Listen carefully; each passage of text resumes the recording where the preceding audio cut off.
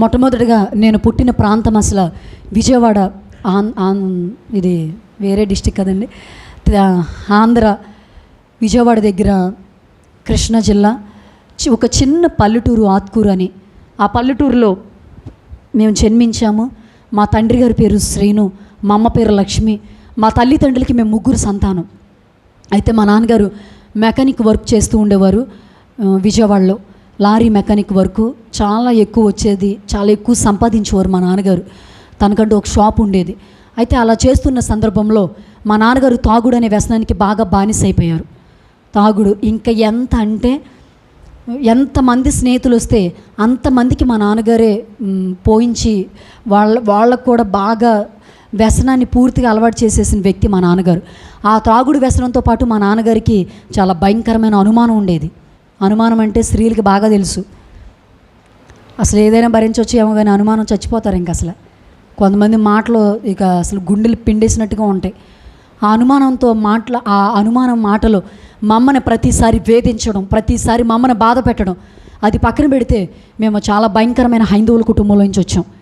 మా ఊర్లో ఆత్కూరు అని చెప్పాను కదండి, చిన్న పల్లెటూరు అది. ఇప్పుడైతే చాలా పెద్దదైపోయిందండి, హైవే పడాక. అయితే ఆ ఊర్లో మా నాన్నగారు ఒక దేవతని ఊరేగించేవారు. ఆ దేవతని ఊరేగిస్తున్నప్పుడు ఆ దేవత దగ్గర మా నాన్నగారే కొన్ని మేకల్ని బలిస్తూ ఉండేవారు.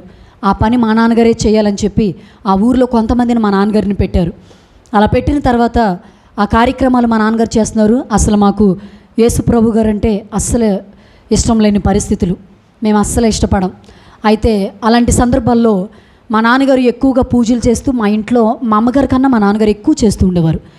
చేస్తున్నప్పుడు మా అమ్మని మరింతగా బాధ పెడుతూ, అంటే మా అమ్మగారిని బాధ పెట్టిన సందర్భాలు ఎట్లా అంటే, ఒకసారి తాగేసి వచ్చి మా నాన్నగారు, లక్ష్మి నువ్వు పలానా వ్యక్తితో తప్పు చేసావు, రా గుడికి అని చెప్పి మా అమ్మను ఒక గుడి దగ్గరికి తీసుకెళ్ళి, ఇది 2005, 2003లో జరిగిన సంఘటనలు ఇవి. అయితే ఒక కప్పూరం తీసుకొచ్చి మా అమ్మ చేయి మీద పెట్టేసి గుడి దగ్గరికి తీసుకెళ్ళి నిలబెట్టారు మా నాన్నగారు. నిలబెట్టేసి మా నాన్నగారు మాట్లాడుతున్న మాట, లక్ష్మి నువ్వు ఆ అబ్బాయితో తప్పు చేసావు, అయితే దానికి నీ చేతుల్లో ఒక కప్పూరం పెడుతున్నాను, ఇది కాలిపోతే నువ్వు తప్పు చేసినట్లు, కాలేదా నువ్వే తప్పు చేయలేదు అని చెప్పి మా అమ్మగారు అసలు వాస్తవానికి ఏం చదువుకోలే, చాలా అమాయకురాలు.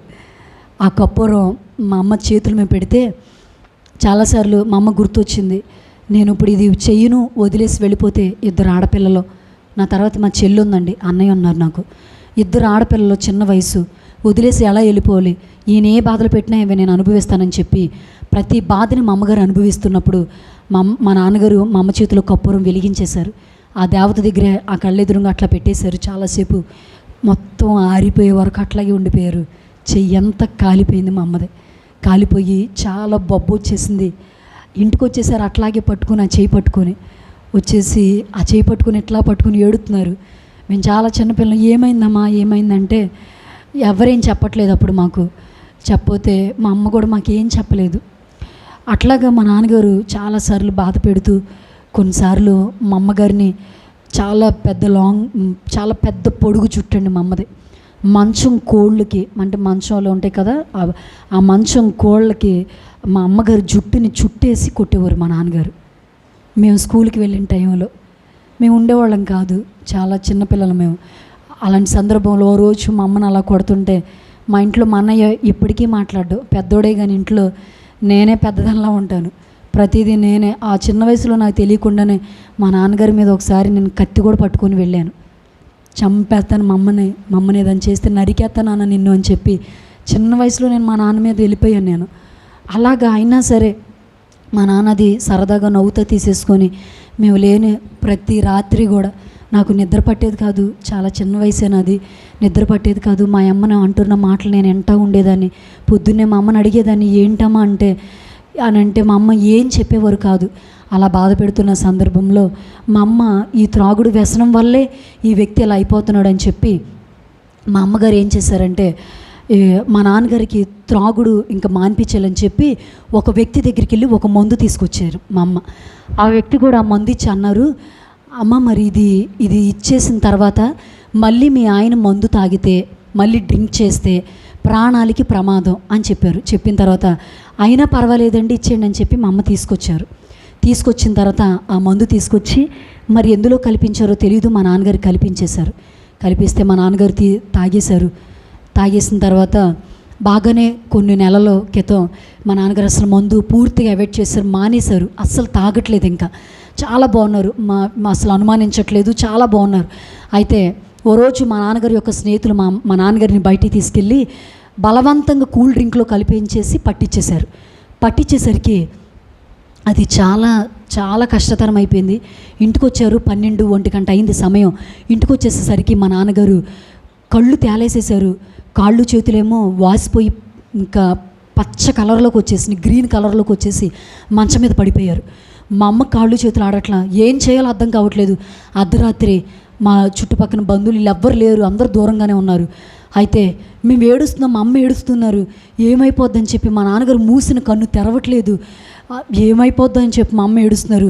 ఈలోపు మా ఇంటి పక్కన దేవుణ్ణి నమ్ముకున్న వాళ్ళు ఇద్దరు, ఒక అమ్మమ్మ ఒక తాతయ్య వచ్చారు. మేము ఏడుస్తున్న మా ఏడుపులు విని ఏం లక్ష్మి ఏమైందని చెప్పి మా దగ్గరికి వచ్చేసరికి పిన్ని ఎలాగా ఆయన మందు తాగేశాడు అనుకుంటే పిన్ని, నేను ఆయన మానేయాలని ఒక మందు ఇచ్చాను పిన్ని, దానివల్ల ఈయన ఇలా అయిపోతున్నాడేమో, నాకు భయం వేసేస్తుంది పిన్ని, హాస్పిటల్కి తీసుకెళ్ళడానికి కూడా లేదు అని చెప్పి మా అమ్మ దగ్గర రూపాయి లేదండి. మా అమ్మ అసలు మమ్మల్ని అంటే పోషించడానికి చాలా కష్టమైపోయేది. తినడానికి కూడా కొన్నిసార్లు చాలా కష్ట సందర్భమైన పరిస్థితులు మేము ఎదుర్కొన్నాం. మా నాన్నగారు చేసిన పనులు సంపాదించేసేవారు. ఒక్క రూపాయి మా ఇంట్లో మా అమ్మకి, మీరు నమ్ముతారు అనుకుంటున్నాను, ఆ రోజుల్లో మా అమ్మకి 2005-6లో 20 రూపాయలు ఇచ్చేవాడు ఇంట్లో మా నాన్నగారు. 20 రూపాయలు ఏం చేసేవారు మా అమ్మ, అసలు ఎట్లా మేము తినాలి? అలాంటి పరిస్థితులు ఎదురవుతున్నా కూడా ఆ బాధను భరించలేక పిన్ని నేను ఆ మందు ఇప్పించేశాను, అదేమో ఏమైపోయిందో అర్థం కావట్లేదని చెప్పి ఏడుస్తుంటే, లక్ష్మి మీరు ఏమనుకోవద్దు, ఒక మాట చెప్పమంటారని చెప్పి అప్పుడు ఆవిడ ఒక మాట మాట్లాడింది. ఏంటి అని అంటే, నేను యేసుప్రభుని నమ్ముకున్నా మీకు తెలుసు, అయితే నేను ప్రార్థన చేస్తాను లక్ష్మి, యేసయ్య మీ సీనుని లేపుతాడు, దేవుడు చాలా గొప్ప దేవుడు, చాలా సమర్థుడు అని చెప్పి ఆవిడ మాట్లాడుతుంటే, సరే పిన్ని చేయండి పిన్ని అయితే అని చెప్పి అమ్మమ్మ ఒక ప్రేరాయిలు తీసుకొచ్చి మా నాన్నగారిని మంచం మీద పడుకోబెడితే మా దగ్గరికి తీసుకొచ్చింది. అప్పటికే నాకు ఊహ తెలుసు, నేను అప్పుడు 5th క్లాస్ చదువుతున్నాను, బాగా గుర్తు, నాకు 5వ తరగతి చదువుతున్నాను. యేసు ప్రభు గారంటే అస్సలు ఇష్టం ఉండదు నాకు. ఎందుకనంటే మా దేవుడైతే చక్కగా అందంగా నీట్గా మంచి డిగ్నిటీగా చక్కగా ఉంటారు, మీ దేవుడు ఏంటి అట్లా ఎప్పుడు ఏలాడుతూనే ఉంటాడు అని చెప్పి మా స్నేహితులు నేను కించపరిచిన వ్యక్తిని నేను అస్సలు ఇష్టపడం మేమైతే. అలాంటి సందర్భంలో అమ్మమ్మ ప్రేరాయిలు తీసుకొచ్చి, అరే చేస్తానురా మీరు కూడా చేయండి అని అడుగుతుంటే నేను అలాగే చూస్తున్నాను ఆవిడ వైపు. చెయ్యవే నువ్వు కూడా కళ్ళు మూసుకొని ఏసయ్యా మా నాన్నగారిని లేపండి అయ్యా అని చెప్పి మీరు అడిగితే దేవుడు తప్పనిసరిగా మీ నాన్నగారు లేపుతారని చెప్పంగానే నేను కూడా మోకాళ్ళు వేసి మేము ఎట్లాగే అడగటం ప్రారంభించాం. మేము మోకాళ్ళ మీద ఉండలేకపోయాం, మాకు అలవాట్లేదు కంటే మాకు అసలు తెలియదు. అప్పుడు ఆ అమ్మమ్మ మా పక్షాన నిలబడి ఇంచుమించు అరగంట సేపు మోకాళ్ళు వేసి ప్రార్థన చేసింది ఆవిడ. ప్రార్థన చేసిన తర్వాత చాలా ఆశ్చర్యం, ప్రార్థన చేసిన అనంతరం ప్రేరాయిలు తీసుకొచ్చి ఆవిడ మా నాన్నగారికి సిలువేసి బాగా ఒళ్ళంతా రాసి, ప్రభువా సీను గొప్ప వ్యక్తి అయ్యా, వీడిని మారిస్తే వీళ్ళ కుటుంబాలు మారిపోతాయ్యా, చాలా పెద్ద ఫ్యామిలీలండి మావి, వీళ్ళ కుటుంబాలు భయంకరమైన విగ్రహారాధనలు ఉన్నారయ్యా, వీళ్ళు మారిపోతే వీళ్ళందరూ మారిపోతారయ్యా. ఆవిడ అలా చేసిందంటే ఆవిడ ప్రార్థన ఆవిడ హృదయంలో కూడా చేసిన తర్వాత దేవుని యొక్క మహాకృపను బట్టి మా నాన్నగారికి అరగంట చేసిన తర్వాత దేవుని యొక్క కృపను బట్టి మా నాన్నగారు కళ్ళు తెరిచి చూశారండి మమ్మల్ని. ఇది నిజంగా ఇది చాలామంది చాలా చిన్నదిగా తీసుకోవచ్చు, కానీ ఆ సందర్భంలో మా నాన్నగారు చెప్పిన మేము అసలు ఆ అనుభవాలు మేము ఊహిస్తుంటున్నప్పుడే చాలా ఆశ్చర్యం అనిపించేసింది. ఎందుకంటే మా నాన్న ఎంత దుర్మార్గమైన వ్యక్తి అనంటే, విజయవాడలోనే రౌడీయిజం పుట్టిందంటారు, మీకు ఎప్పుడన్నా విన్నారో లేదో. విజయవాడలో రౌడీయిజం పుట్టింది బెజవాడ రంగ.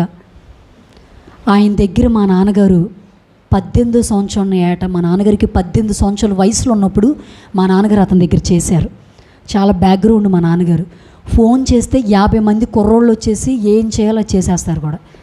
అది ఇప్పటికీ ఉంది మా నాన్నగారికి. అంత బ్యాక్గ్రౌండ్ అదంతా కలిగిన వ్యక్తి, చాలా కిరాతంగా ఉండే వ్యక్తి మా నాన్నగారు. అలాంటి వ్యక్తి మా నాన్న ఇక కళ్ళు తెరిశారు. మాకు చాలా సంతోషం వేసింది. మాట ఏం మాట్లాడతలేదు, పడుకుని పోయారు. తెల్లవారిన తర్వాత ఉదయాన్నే మా అమ్మగారిని పిలిచి ఎట్లా మాట్లాడుతున్నారు లక్ష్మి అని పిలిచారు. ఏంటయ్యా అనగానే, లక్ష్మి రాత్రికాల సమయంలో నేను చచ్చిపోతానేమో అని భయం వేసింది లక్ష్మి అనని మా అమ్మ అడుగుతుంటే, ఏమో నా గుండంతా ఇట్లా పిండేసినట్టుగా అనిపించి చచ్చిపోతానేమో, పిల్లల్ని నిన్ను అనాథలు చేసేస్తానేమో అని భయం వేసింది లక్ష్మి. కానీ నాకు తెలియదు లక్ష్మి, యేసు ప్రభు గారి యొక్క సిలువ నా గుండెల మీద పడింది అని చెప్పారు. అది పడంగానే వెంటనే నేను చాలా చాలా స్వస్థత నాకు వచ్చింది లక్ష్మి. నేను చాలా బలాన్ని పొందుకున్నాను. అప్పుడే నాకు అనిపించింది, ఎన్ని దేవుళ్ళకి మొక్కాను, విజయవాడ కొండకి ఎన్నిసార్లు ఎక్కుంటాడో మా నాన్న. చాలా చిన్నపిల్లలు మాట్లాడితే గుండ్లు కొట్టించేసి మా నాన్న మాకు చాలా చిన్నపిల్లలు మమ్మల్ని తీసుకెళ్ళిపోయి భయంకరమైన విగ్రహారాధన, అసలు మా ఫ్యామిలీలో ఎవ్వరూ చేయలేని విగ్రహారాధన మా నాన్నగారు చేస్తున్న సందర్భంలో, ఇలా జరుగుతున్న సందర్భంలో మా నాన్నగారు ఇంకా ఆ విగ్రహారాధనని పూర్తిగా వదిలేసి వెంటనే మా నాన్నగారు మా అమ్మతో మాట్లాడుతున్నమాట, లక్ష్మి విగ్రహారాధనకి సంబంధించిన ఒక్క ఫోటో మన ఇంట్లో ఉండడానికి వీల్లేదు, తీసేసి బయట పడేసి అని చెప్పాడు మా నాన్నగారు. ఎందుకంటే చచ్చిపోతాను, ఆపదలో ఉన్నప్పుడు నన్ను కాపాడలేని దేవుడు దేవుడే కాదని చెప్పి రూఢీగా మా నాన్నగారు మా అమ్మగారికి చెప్పేసి, రేపే ఆదివారం కదా లక్ష్మి, రేపు నుంచి మనం ఆదివారం చర్చికి వెళదాం అనేసరికి మా ఇంట్లో వాళ్ళందరూ షాక్. అసలు మేము చర్చికి వెళ్దామా, మా ఫ్యామిలీ వాళ్ళు చర్చికి వెళ్దాం. మా నాన్నగారు బైబిల్ పట్టుకొని వీధిలోకి వెళ్తుంటే, అరే శ్రీను లక్ష్మిలు చర్చికి వెళ్తున్నారు అంటారు అని చెప్పి మాట్లాడారు. మరి ఎవరు ఆ తల్లి దగ్గర ఎవరు బలిస్తారు ఈ దేవత దగ్గర వాటిని అని మాట్లాడుకున్నారు మా అమ్మ నాన్నల గురించి కూడా. అయినా సరే ఎవరిని ఆలోచనలు పక్కన పెట్టేసి దేవుణ్ణి మాత్రమే చూశారు. మా అమ్మ నాన్న వెళ్ళిపోయారు. వెళ్ళిన వారానికే ప్రభువులో మారుమనసు పొంది రక్షణ తీసుకున్న తర్వాత మేము కూడా చర్చికి వెళ్ళడం ప్రారంభించాం. మా జీవితం, మా లైఫ్ చాలా బాగుంది. ప్రభువులోకి వచ్చిన తర్వాత ఆ ఆనందం పట్టలేని ఆనందం. మేము కూడా సండే స్కూల్కి వెళ్ళడం అన్నీ నేర్చుకుంటున్నాము. అలా నేర్చుకుంటుండగా మా నాన్నగారు ఇంకెక్కడ ఉంటే నేను ఎట్లాగే ఉంటే పాడైపోతానని చెప్పి, ఇక్కడ స్నేహితుల సర్కిల్స్ ఎక్కువ మా నాన్నగారికి, విజయవాడ బాగా వాళ్ళందరూ సర్కిల్ ఎక్కువ ఉండేది మా నాన్నగారి మీద. అయితే ఇక్కడ ఉంటే ఇంకా పాడైపోతానని చెప్పి మా నాన్నగారు తూర్పుగోదావరి జిల్లా రాజమండ్రి అక్కడ కొవ్వూరు అనే ప్రాంతానికి మా నాన్నగారు వెళ్ళిపోయారు. అక్కడికి వెళ్ళిపోయి మొత్తం మా కుటుంబాన్ని తీసుకొని మేము అక్కడికి వెళ్ళిపోయారు. వెళ్ళిపోయిన తర్వాత అప్పుడు నేను 10th క్లాస్ చదువుతున్నాను. నేను 10th చదువుతున్నాను. అప్పటికి నేను సండే స్కూల్కి వెళ్ళేదాన్ని, సండే స్కూల్ కూడా నడిపిస్తూ ఉండేదాన్ని. అక్కడికి వెళ్ళిన తర్వాత మా నాన్నగారు ఒక మెకానిక్ షాపు, పెద్ద షాప్ పెట్టుకున్నారు. మా అన్నయ్య కూడా ఇంటర్తో ఆపేసి, నాన్న నేను చదవలేనని అంటే మా అన్నయ్య కూడా మా నాన్నగారితో పాటు కలిసి ఇద్దరు వర్క్ చేస్తున్నారు. అక్కడికి వెళ్ళిన తర్వాత మరింత మా సంపాదన ఎక్కువైపోయింది. దేవుడికి ఎంత తీసేవారంటే మా చర్చిలో ఏది జరిగినా మొట్టమొదటిగా మా ఫ్యామిలీ ముందుగా ఇచ్చేవారు. మా అమ్మ మాకు నేర్పించారు. మా నాన్నగారు దేవుళ్ళకి వెళ్ళిన తర్వాత కూడా కొన్నిసార్లు డబ్బులు లేకపోతే మా అమ్మ నాతో చెప్పింది, నాకు తెలిసి ఈ విషయం, దేవుడికి కానుక ₹10 వేసిందంట మా అమ్మ. ₹10 కొవ్వూరు వచ్చేసిన తర్వాత మా స్థాయి ఎక్కడికి తీసుకెళ్ళాడంటే దేవుడు, మా నాన్నకి నెలకు వచ్చేసరికి శాలరీ ₹1,00,000 వచ్చేసింది. దేవునికి స్తోత్రం. అంటే మెకానిక్ వర్క్లో మా అన్నయ్య మా నాన్నగారు చేస్తుంటే అంత సంపాదన, రాత్రి పగలు చాలా సంపాదిస్తూ ఉండేవారు. దేవుడికి ఎంత తీయాలో, చర్చిలో ఏదన్నా అకేషన్స్ ఏమన్నా జరుగుతున్నప్పుడు కూడా వెంటనే లేచి, పాస్టర్ గారు మేము చేస్తామండి ఈ కార్యక్రమం అని చెప్పి మేము లేచినప్పుడు పిల్లలకి గిఫ్ట్లా మేము స్పాన్సర్ చేస్తామండి అని ప్రతిదీ మేము చేస్తున్నప్పుడు దేవుడికి ఇస్తున్నాం. మేము ఇంకా మరింత గొప్ప స్థాయిలోకి వెళ్ళిపోతున్నాం. ఇలా వెళ్ళిపోతుండగా అపవాది యొక్క నేత్రాలు మా మీద పడ్డాయి. అలాంటి సందర్భంలో మళ్ళీ మా నాన్న త్రాగుడి వ్యసనానికి బానిసైపోయారు. అక్కడికి వెళ్ళిన తర్వాత ముందు పరిస్థితి కన్నా ఇప్పుడు పరిస్థితి ఇంకో కోణంలోకి వచ్చేసింది. ఎట్లా అంటే మా నాన్నగారు మా అమ్మని అనుమానించడమే కాదు, మమ్మల్ని కూడా అనుమానించడం మొదలుపెట్టారు. మా చెల్లి నేను పెద్దదయ్యాము, స్కూల్కి వెళ్తున్నాము. స్కూల్కి నేను వెళ్ళే సందర్భంలో మా నాన్నగారు స్కూల్కి వెళ్ళొచ్చిన తర్వాత నా బ్యాగ్ చెక్ చేసేవారు. ఎందుకమ్మా నాన్న ఇట్లా చెక్ చేస్తున్నారంటే మా అమ్మ నాకేం చెప్పేది కాదు. ఓ రోజు నేను ఉండపెట్టలేక మా నాన్న అడిగేశాను. స్కూల్కి వెళ్తుంటే మా వెనకాలే వచ్చేవారు మా నాన్న. ఎందుకు నాన్న మా మేము వెళ్తుంటే ఎందుకు మా వెనకాల వస్తున్నారంటే, వాటి గుర్తుపెట్టేసుకోండి, స్కూల్కి వెళ్తున్న నీవు జాగ్రత్తగా రండి, మధ్యలో ఏమన్నా వ్యవహారాలు చేస్తే, నా కుటుంబానికి వంశానికి ఏమన్నా చెడ్డ పేరు తీసుకొస్తే నిన్ను చంపేసి నేను కూడా చచ్చిపోతాను. ఫ్యామిలీ అలాంటి బ్యాక్గ్రౌండ్ మాది.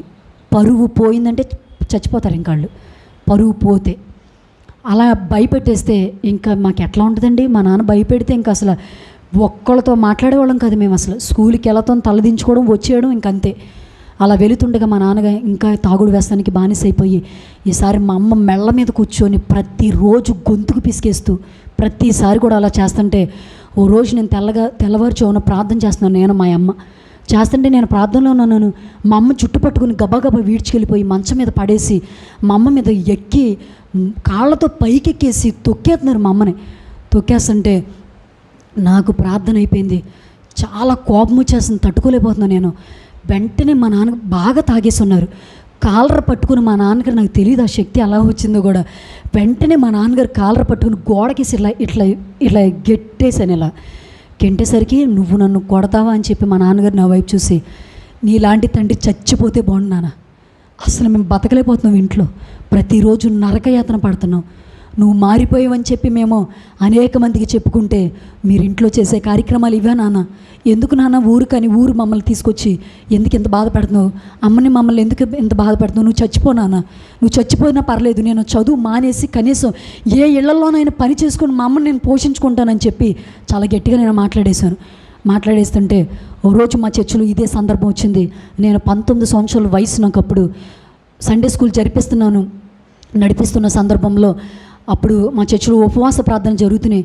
ప్రభు నాతో మాట్లాడుతున్న మాట, నువ్వు రక్షణ పొందాలి, పూర్తిగా ప్రభువులో కడగబడాలని ప్రభు నాతో మాట్లాడుతుంటే పూర్తిగా నా హృదయాన్ని ప్రభువుకి ఇచ్చేసి నేను ఏదైతే జరగని అని చెప్పి మా నాన్నగారు కూడా చెప్పకుండా బాప్తిసం తీసేసుకున్నాను. నేను తీసుకున్న తర్వాత అలా వెళుతుండగా, అమ్మ నాన్న గురించి ప్రార్థన చేద్దామంటే, ఎంత ప్రార్థన చేసినా వేస్ట్ అమ్మా, మీ నాన్న మారడు.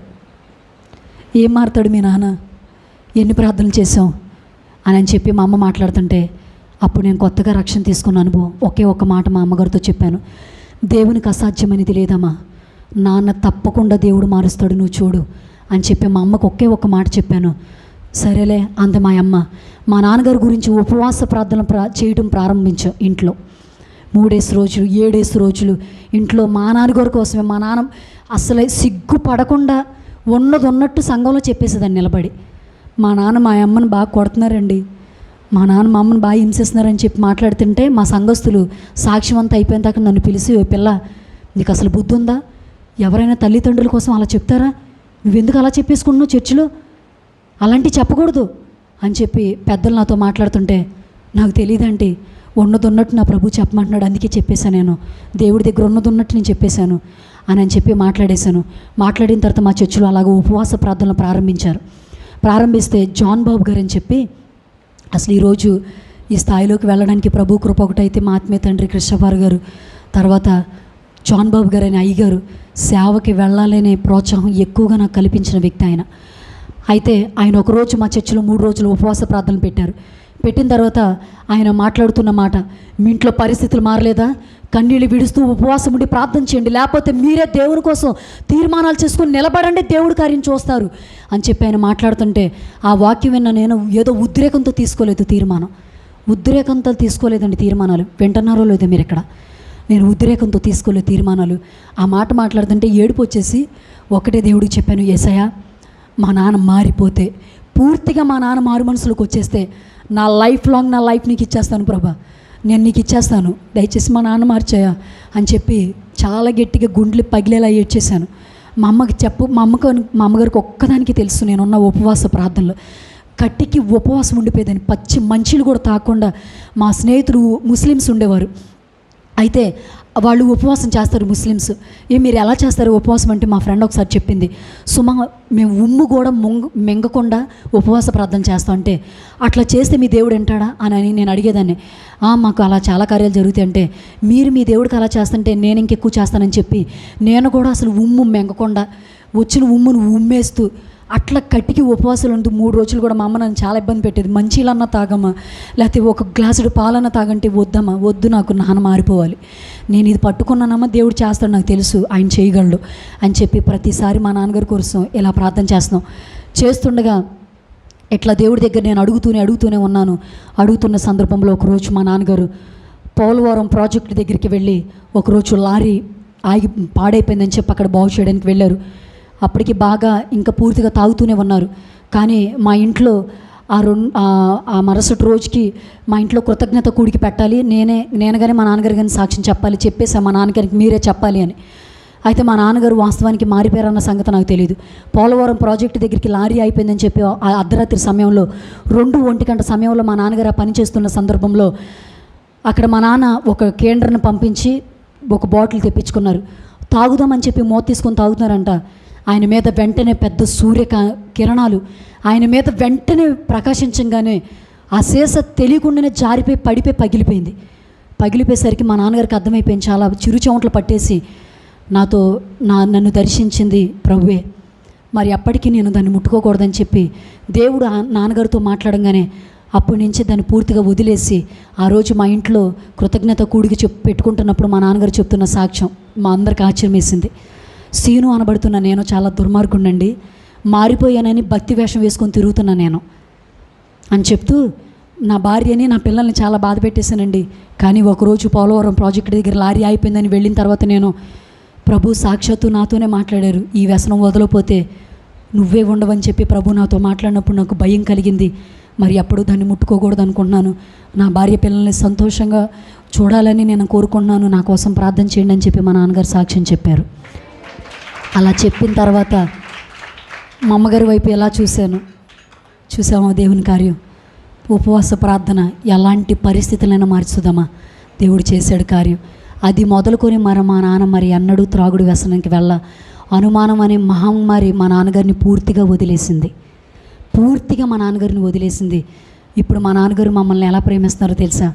మా అమ్మగారు చెయ్యి ఒకరోజు కాల్ చేశారు కదండి, ఇప్పటికీ మా అమ్మ చెయ్యి అట్లా అనలేరు.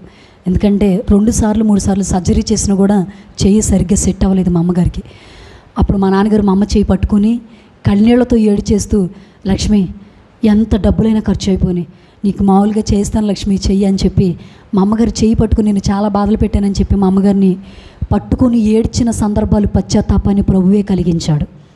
అది మా అమ్మ నా వైపు చూస్తూ అంటుంది, దేవుడు నిజంగా గొప్ప దేవుడమ్మా, నాన్న మార్చేశాడు, నిజంగా నాన్న చాలా మారిపోయాడు అని చెప్పి మా అమ్మ చెప్తుంటే దేవునికి అసాధ్యం అనేది ఏదీ లేదమ్మా, ఇప్పుడు నెక్స్ట్ నేను నిలబడతానని చెప్పాను దేవునికి అని చెప్పి మా అమ్మతో చెప్పేశాను.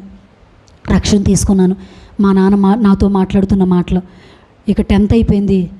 మా నాన్న అమ్మ మనలో ఇంకా వద్దు చదువు ఆపేసానంటే నాన్నగారికి తెలియకుండానే ఇంటర్మీడియట్ కట్టాను. ఇంటర్ అయిపోయిన తర్వాత నీకు పెళ్లి చేయాలనుకుంటున్నాను అని చెప్పాడు మా నాన్నగారు.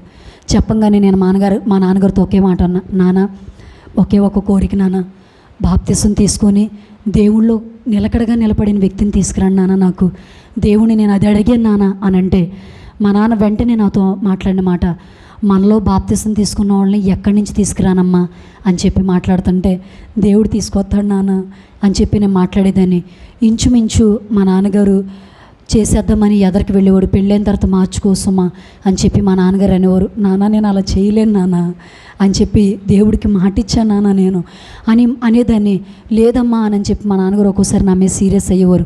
నీకు చెయ్యాలి, తర్వాత మీ చెల్లికి చెయ్యాలి, నీకు తెలుసు మనలో చాలా కట్నాలు ఎక్కువ ఉంటాయి, పెట్టుపోతలు పెట్టాలి, ఇవన్నీ ఉంటాయి అని చెప్పి మా నాన్న చెప్తుంటే నేను చాలా సీరియస్గా చెప్పేశాను, నాన్న నేను ఇంకా చేసుకోలేను నాన్న, మీరు ఏ సంబంధాలు తీసుకురాకండి అనేసాను. ఒక విధంగా ఈ మాటలు మాట్లాడుతున్నా నేను ఇంచుమించు 30 సంబంధాలు అంటే 30 పెళ్లి కొడుకుల దగ్గర కూర్చున్నా నేను. ఈరోజు ఈ మాటలు చెప్తున్నా నేను. అంతమంది దగ్గర మా నాన్న నన్ను కూర్చోబెట్టారు. వచ్చిన ప్రతి సంబంధం కూడా ఏమండి మీరు బాప్తిసం తీసుకున్నారంటే, బాప్తిసం మీద పెద్ద ఇంట్రెస్ట్ లేదండి, పెళ్ళైన తర్వాత చూస్తానండి అని అంటే, నాకు కూడా మిమ్మల్ని చేసుకోవడం ఇంట్రెస్ట్ లేదండి అని చెప్పేసి వెంటనే నేను మాట్లాడిన ప్రతిసారి కూడా మా నాన్న నా మీద చాలా సీరియస్ అయిపోయి, చాలా గొప్ప సంబంధాలు వదిలేసుకుంటున్నావు, చాలా బిఆర్ఓ టీచర్స్ ఇట్లా మంచి జాబ్ చేసుకున్న వాళ్ళే వచ్చారు సంబంధాలని. అయినా సరే ప్రతిదీ నేను పోగొట్టుకుంటే మా నాన్న చాలా సీరియస్ అయిపోతూ నన్ను తిడుతూ ఉండేవారు. నేను ఒకటేనేదాన్ని, మీరు ఎప్పుడన్నా నా కోసం ప్రార్థన చేశారా నాన్న అంటే మా నాన్న ఏం మాట్లాడేవారు కాదు. మా అమ్మ అప్పుడు నాతో మాట్లాడింది, అందరూ మారాలి అని నువ్వు ఉపవాసం ఉండి ప్రార్థన చేస్తావు, ఏ రోజన్నా నీ పెళ్లి కోసం ప్రార్థన చేసుకున్నావా అని మా అమ్మ నన్ను ప్రశ్నించి అడిగింది.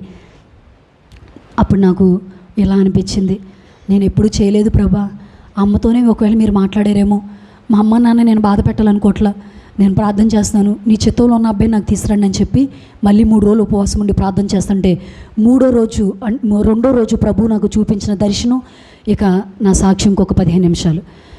ప్రభు చూపించిన దర్శనం నా జీవితంలో నెరవేరిపోయిన సందర్భాలు. ఉపవాసం ఉండి ప్రార్థన చేస్తున్నాను, నశించిపోయి ఆత్మలను రక్షించమనే ఆ మాటే వస్తుంది తప్ప ఇంకో మాట రావట్లా. 2014లో ప్రభు నాకు ఇచ్చిన వాగ్దానం, నా వెంబడిరా, నేను నిన్ను మనుషుల పట్టు జాలాలుగా చేస్తానని ఇచ్చాడు. ఇలాంటి వాగ్దానాలు సేవ చేసేవాళ్ళకి కదయ్యా, నాకు కాదు కదా అని అనుకుని, అయినా ఏదైనా పర్లేదు, నాకు సేవ చేయాలని అనిపిస్తుంది ప్రభా, కానీ ఎక్కడికి వెళ్తానో ఎట్లా వెళ్తానో నాకు తెలియదని చెప్పి 3 రోజులు ఉపవాసం ఉండి ప్రార్థన చేస్తే రెండో రోజు ప్రభు నాతో మాట్లాడుతున్న మాట, ఇట్లాగే ప్రార్థన చేస్తున్నాను. సమయం మధ్యాహ్నం 3 గంటలు అవుతుంది. వెంటనే ఇట్లాగే కళ్ళు మూసుకొని ప్రార్థన చేస్తున్నాను. ఒక దృశ్యం నాకు కనిపిస్తుంది. నా కళ్ళెదురుగా ప్రభు తీసుకొచ్చాడు స్పష్టంగా. అది ఏంటంటే, చుట్టూరు కొండలు కనిపిస్తున్నాయి, మధ్యలో ఒక తాటాకిలి కనిపిస్తుంది. ఏంటి ప్రభు ఇట్లా కనిపిస్తుందని చెప్పి అడిగాను. కొంతమంది చెప్తే నన్ను ఎగతాళి చేశారు. మా చర్చిలో ఇక నేను చదువు మానేసి ఎంతసేపు చర్చిలో ఏం పని ఉందా, పాస్టర్ గారు ఏం పని చెప్తారో ఇదే నేను చేస్తుంటే మా స్నేహితులు కూడా ఎలా ఎగతాళి చేసేవారు తెలుసా, వచ్చిందే పాస్టమ్మ గారు అనేవాళ్ళు మా చర్చిలో వాళ్ళు. మా చర్చిలో కొంతమంది విశ్వాసులు అనేవారు, అమ్మాయి సుమలత నీకు పెళ్ళి అవ్వదులే కానీ ఇంకా దేవుడు నమ్ముకున్న వాళ్ళు రారులే కానీ సిస్టర్లో కలిసిపోయి వెళ్ళి అని మా చర్చిలో వాళ్ళు మాట్లాడేవారు. మా స్నేహితులు అలా మాట్లాడుతుంటే నేను ఒకటే మాట అనేదాన్ని, పాస్టమ్మ గారినా మీరు అలాగే అంటూ ఉండండి, ఏదో ఒక రోజు నా దేవుడు ఆ స్థాయిలోకి తీసుకెళ్తాడు నన్ను. ఇట్లాగే మాట్లాడేదాన్ని. ఏదో ఒక రోజు నా దేవుడు ఆ స్థాయి నాకు ఇస్తాడు, నాకు తెలుసు నా దేవుడు నమ్మదగిన వాడు, నాకు చేస్తాడు ఆ కార్యాన్ని అని చెప్పి అట్లాగే మాట్లాడుతూ ఉండేదాన్ని. అలా మాట్లాడుతున్న సందర్భంలో ఆ దృశ్యం కనపడింది, వదిలేశాను. ఇంకొక చివరిగా లాస్ట్గా మా మేనమామ ఒక సంబంధం తీసుకొచ్చాడు. బావా చాలా మంచి సంబంధం, మీ అమ్మాయి లైఫ్ చూసుకోకర్లేదు అని చెప్పి తీసుకొచ్చారు.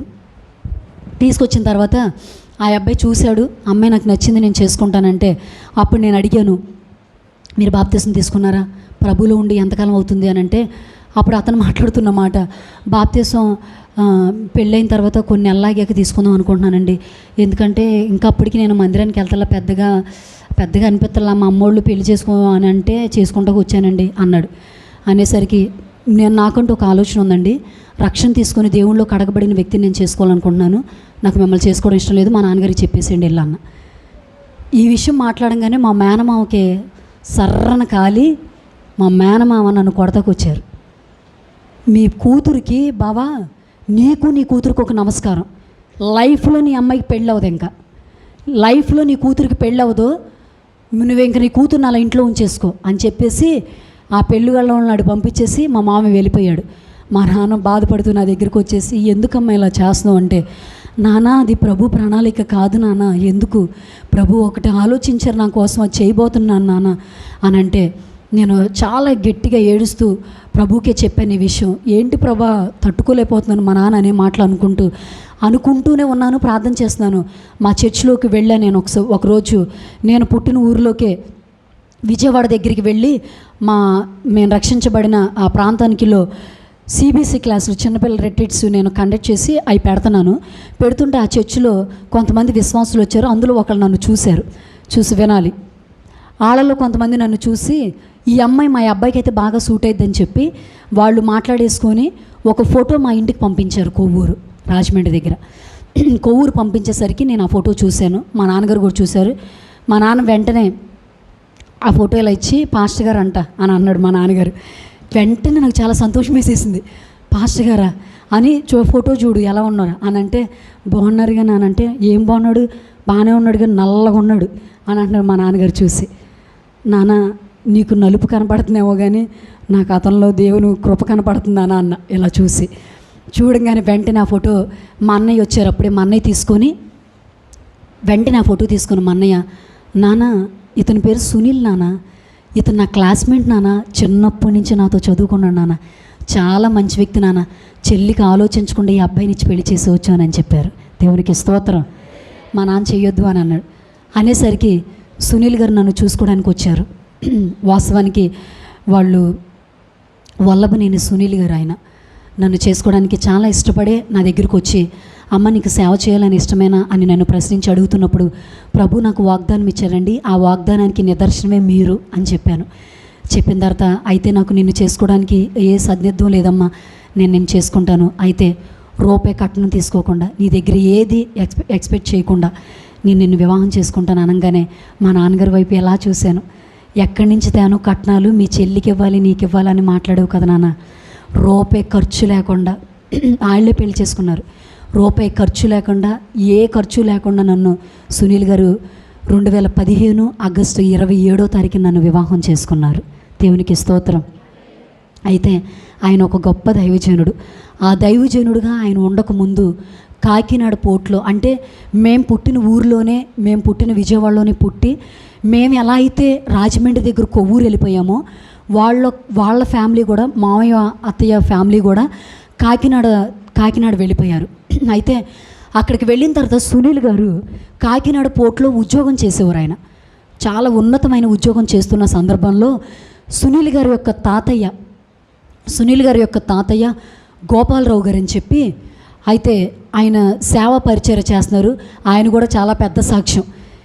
విజయవాడలో అన్నపూర్ణ స్టూడియోలో, అసలు అంటే మామూలుగా ఆయన సొంత గ్రామం విజయవాడ, అన్నపూర్ణ స్టూడియోలో ఆయన ఎడిటర్గా ఉండేవారు.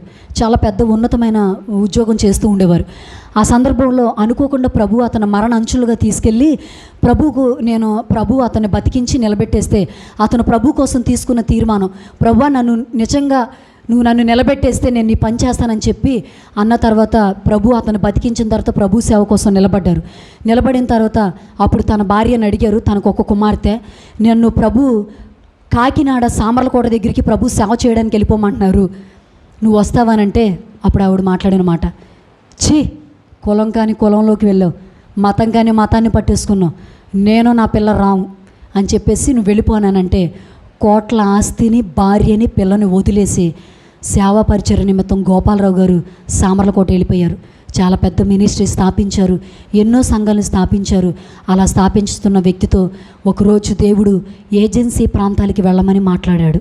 హల్లెలూయా. ఏజెన్సీ ప్రాంతాలంటే ఇక్కడ మీరు ఉన్నవాళ్ళు కొంతమంది తెలిసి ఉండొచ్చు, తెలియకపోవచ్చు. అయితే ఏజెన్సీ ప్రాంతాలంటే బొత్తిగా అడవి ప్రాంత ప్రజలు. ఆ ప్రాంతానికి వెళ్ళమని దేవుడు చెప్పినప్పుడు ఒక విశ్వాసతో మాట్లాడి ఆ ప్రాంతాలకి రండయ్యా అని అడిగినప్పుడు, నేను వస్తానమ్మా ప్రార్థన చేయండి అంటే, అప్పుడు ఆ విశ్వాసి అయ్యగారితో అంటున్న మాట, అయ్యా మీరు మా ఊరు రావాలంటే 70 కిలోమీటర్లు నడిచి రావాలయ్యా అని చెప్పింది. నేను సిద్ధమేనమ్మా అని చెప్పాడు. అయితే మా ఊర్లో ఏ వెహికల్స్ ఉండవయ్యా, ఏ సౌకర్యాలు ఉండవు అని చెప్పినప్పుడు, ఓకే అమ్మా ప్రభు నన్ను నడిపిస్తే తప్పకుండా వస్తానని చెప్పి ప్రార్థన చేసుకున్న గోపాలరావు గారు 1982లో రంపచోడవరం, మారేడుమిల్లి, యూట్యూబ్లో కొడితే మీకు వస్తాయి ఆ ఏరియాలు. ఆ ప్రాంతానికి వెళ్ళటం ఆయన ప్రారంభించారు. కాలి నడకతో వెళ్ళటం ప్రారంభించారు. చాలా ఎక్కువ చదువుకున్న వ్యక్తి, చాలా జ్ఞానవంతుడు. అయితే ఆ ప్రాంతం చాలా సామాన్యమైన ప్రాంతం కాదు. ఎందుకు అనంటే మనుషుల యొక్క రక్తము తాగుతున్న ప్రాంతం అది. మనుషుల్ని ఇక నరమాంస భక్షకులు అని చెప్పొచ్చు. నరమాంస భక్షకులు, మనుషుల యొక్క బాడీని కూడా తినేసే వ్యక్తులు అక్కడ ఉన్నారు. ఆ ప్రాంతానికి గోపాలరావు గారిని దేవుడు వెళ్ళమంటే అక్కడికి వెళ్ళిన తర్వాత ఆ ఊరిలో ఉన్నది ఒకటేంటంటే, వాళ్ళు కొండ దేవుళ్ళు తప్ప ఏ దేవుళ్ళని ఆరాధించరు. ఇంకో దేవుణ్ణి తీసుకొస్తే ఆ వ్యక్తుల్ని కట్టేసి కొట్టేసి చంపేస్తారు కూడా. అయితే గోపాలరావు గారికి ఆ విషయం తెలిసింది.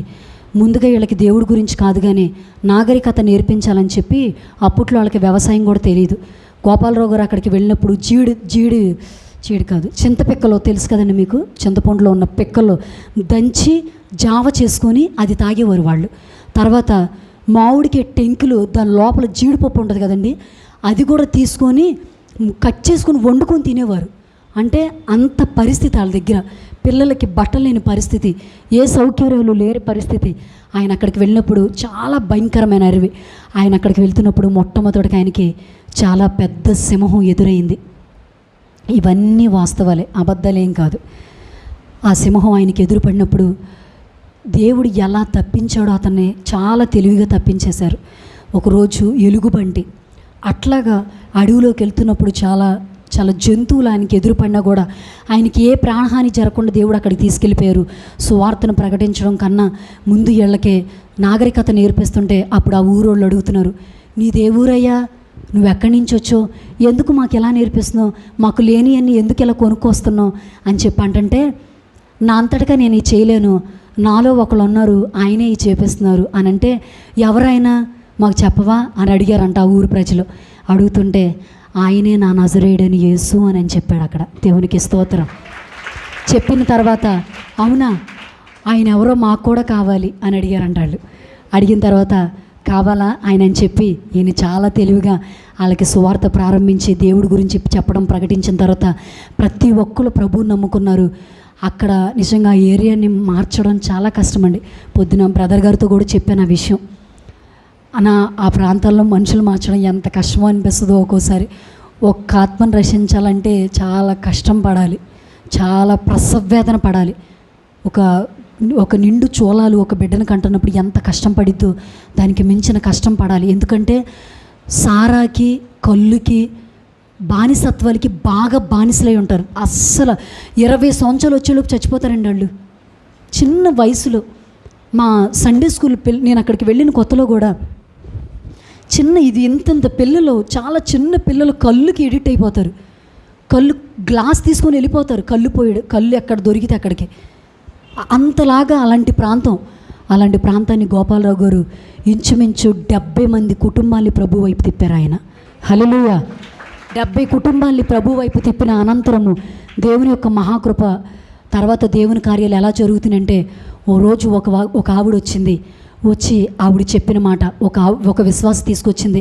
అయ్యా ఈవిడికి పాప పుట్టిందయ్యా, అయితే డాక్టర్లు చెప్పిన మాట లోపల గర్భసంచి కుళ్ళిపోయిందంటయ్యా, గర్భసంచ తీసేసి ఆపరేషన్ చేయకపోతే ఈవిడ చచ్చిపోద్దని చెప్పారయ్యా అని చెప్పిన తర్వాత ఆపరేషన్ చేయించుకోవడానికి డబ్బులు లేవయ్యా, ఈవిడ కోసం ప్రార్థన చేయండి అని చెప్పి ఒక విశ్వాసం తీసుకొస్తే గోపాలరావు గారు దేవుని యొక్క శక్తితో నిజంగా హోలీ స్పిరిట్ ఆయన మీద ఎక్కువ దేవుని ఆత్మ ఉండేది.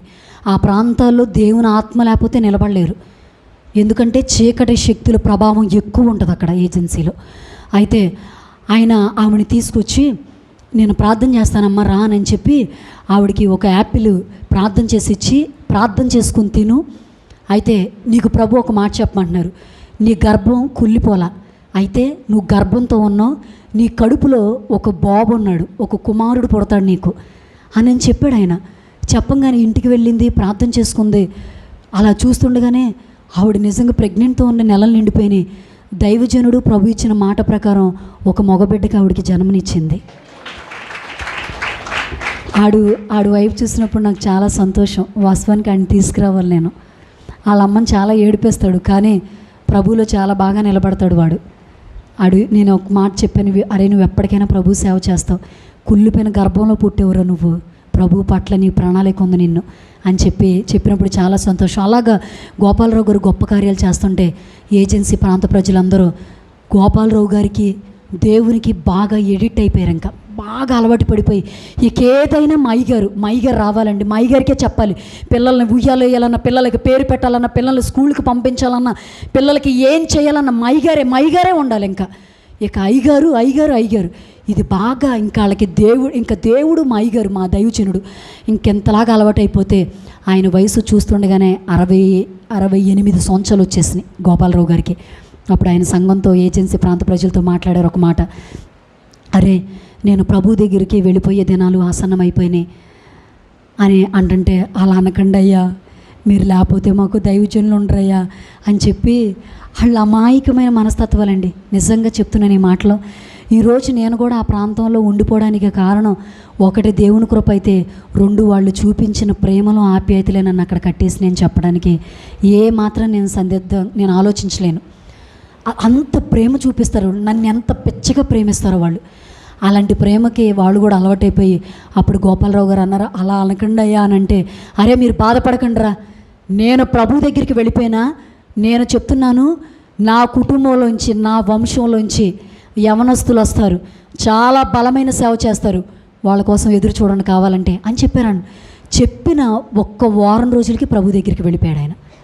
చెప్పిన వారం రోజులు ప్రభు దగ్గరికి వెళ్ళిపోతే సామర్లకోటలో ఆయన బాడీ సమాధి కార్యక్రమం చేయడానికి ఏజెన్సీ నుంచి అందరూ వెళ్ళారు. గొగ్గోళ్ళు పెట్టేశారు, గోల పెట్టేశారు. అయ్యారు లేరు ఇంకా మనకని చెప్పేసి ఏడ్చేశారు. ఏడ్చేసిన వాళ్ళందరూ ఇంకా సమాధి కార్యక్రమం అవ్వగానే అందరూ మళ్ళీ ఏజెన్సీ వచ్చేసారు.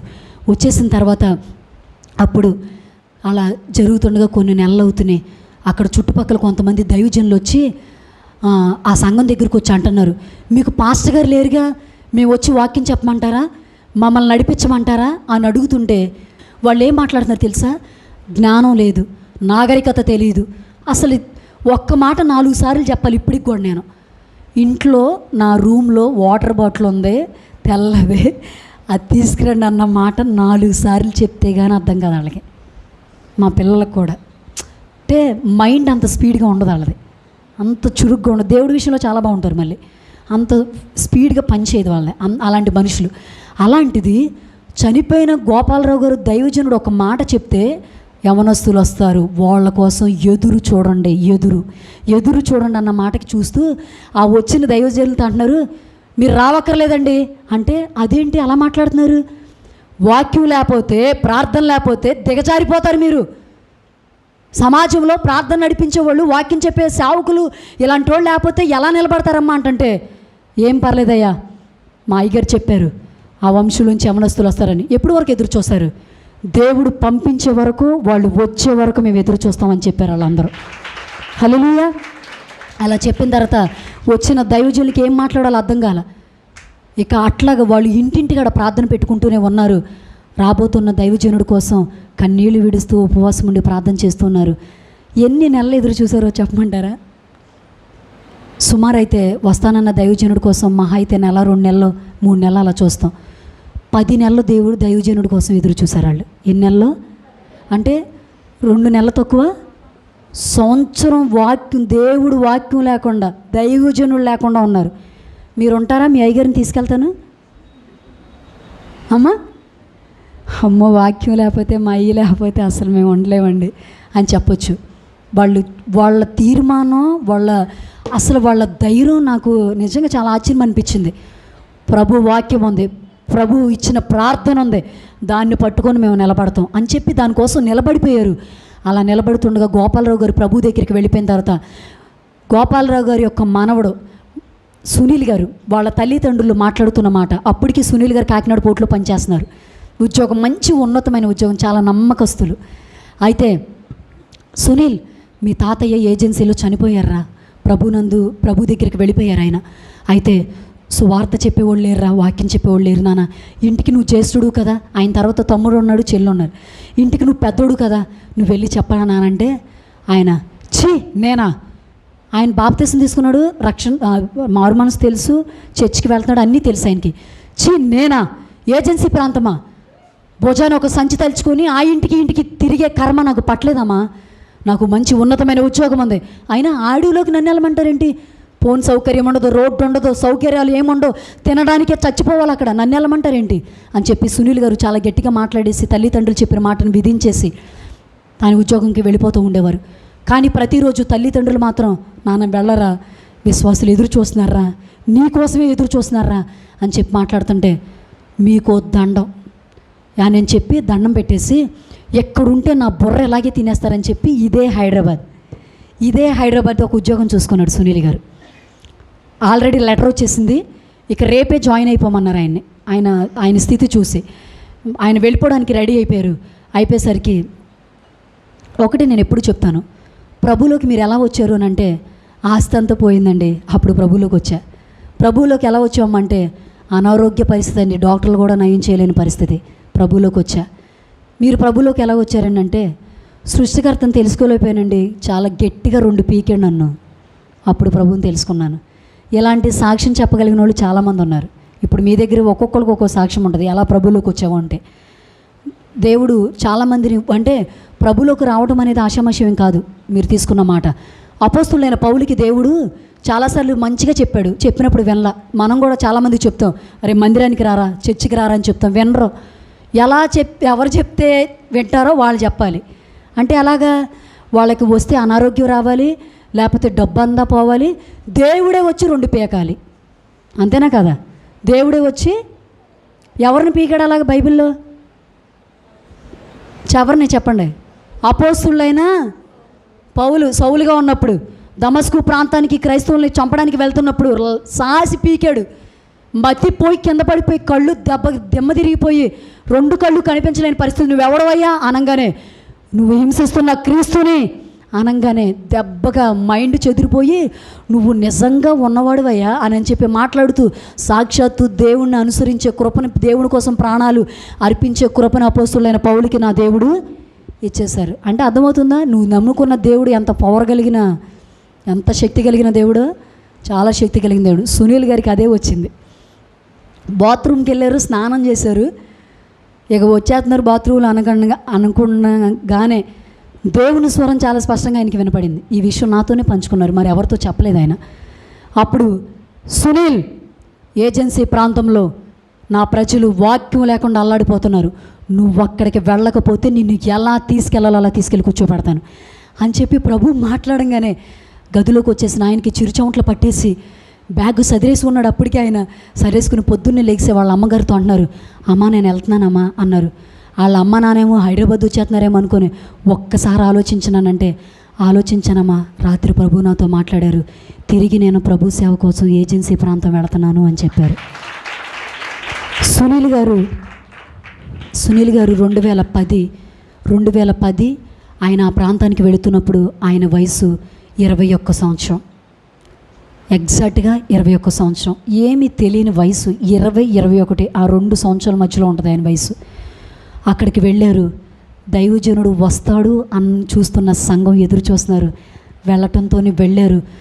అసలు మొత్తం మనుషులందరూ వచ్చేసారు. అక్కడికి వచ్చేసరికి ఆయన్ని ఇలా పట్టేసుకొని, నువ్వు వస్తావని తెలుసయ్యా, నీకోసం 10 నెలలు ప్రార్థన చేశామయ్యా, దేవుడు మా ప్రార్థనలే మా ప్రాంతంలో వదిలిపెట్టలేదయ్యా, గొప్ప దైవజనుడు రావాలని చేశామయ్యా, దేవుడే మీతో మాట్లాడాడయ్యా, మీ అంతటిగా మీరే ఇక్కడికి వచ్చారు అని చెప్పి, సేవలో మేము ఉంటామయ్యా, మీకు ఎక్కడికెక్కడికి ఏ ప్రాంతాలకు తీసుకెళ్లాలో, మీ తాతయ్య గారు ఎక్కడ ఏ ప్రాంతాలు తిరిగారో ఆ ప్రాంతాలకు మేము తీసుకెళ్తామయ్యా, మేము ఉన్నామయ్యా, చిన్న లోటు లేకుండా మేము చేస్తామయ్యా అని చెప్పి సునీల్ గారికి చెప్పిన తర్వాత, నిజంగా అసలు వీళ్ళ ప్రేమనా నేను కాదనుకుందానని చెప్పి వాళ్ళ ప్రేమకు ఆయన బాగా ఇంకా అలవాటు పడిపోయి సువార్తను చెప్పడం, ప్రకటించారు.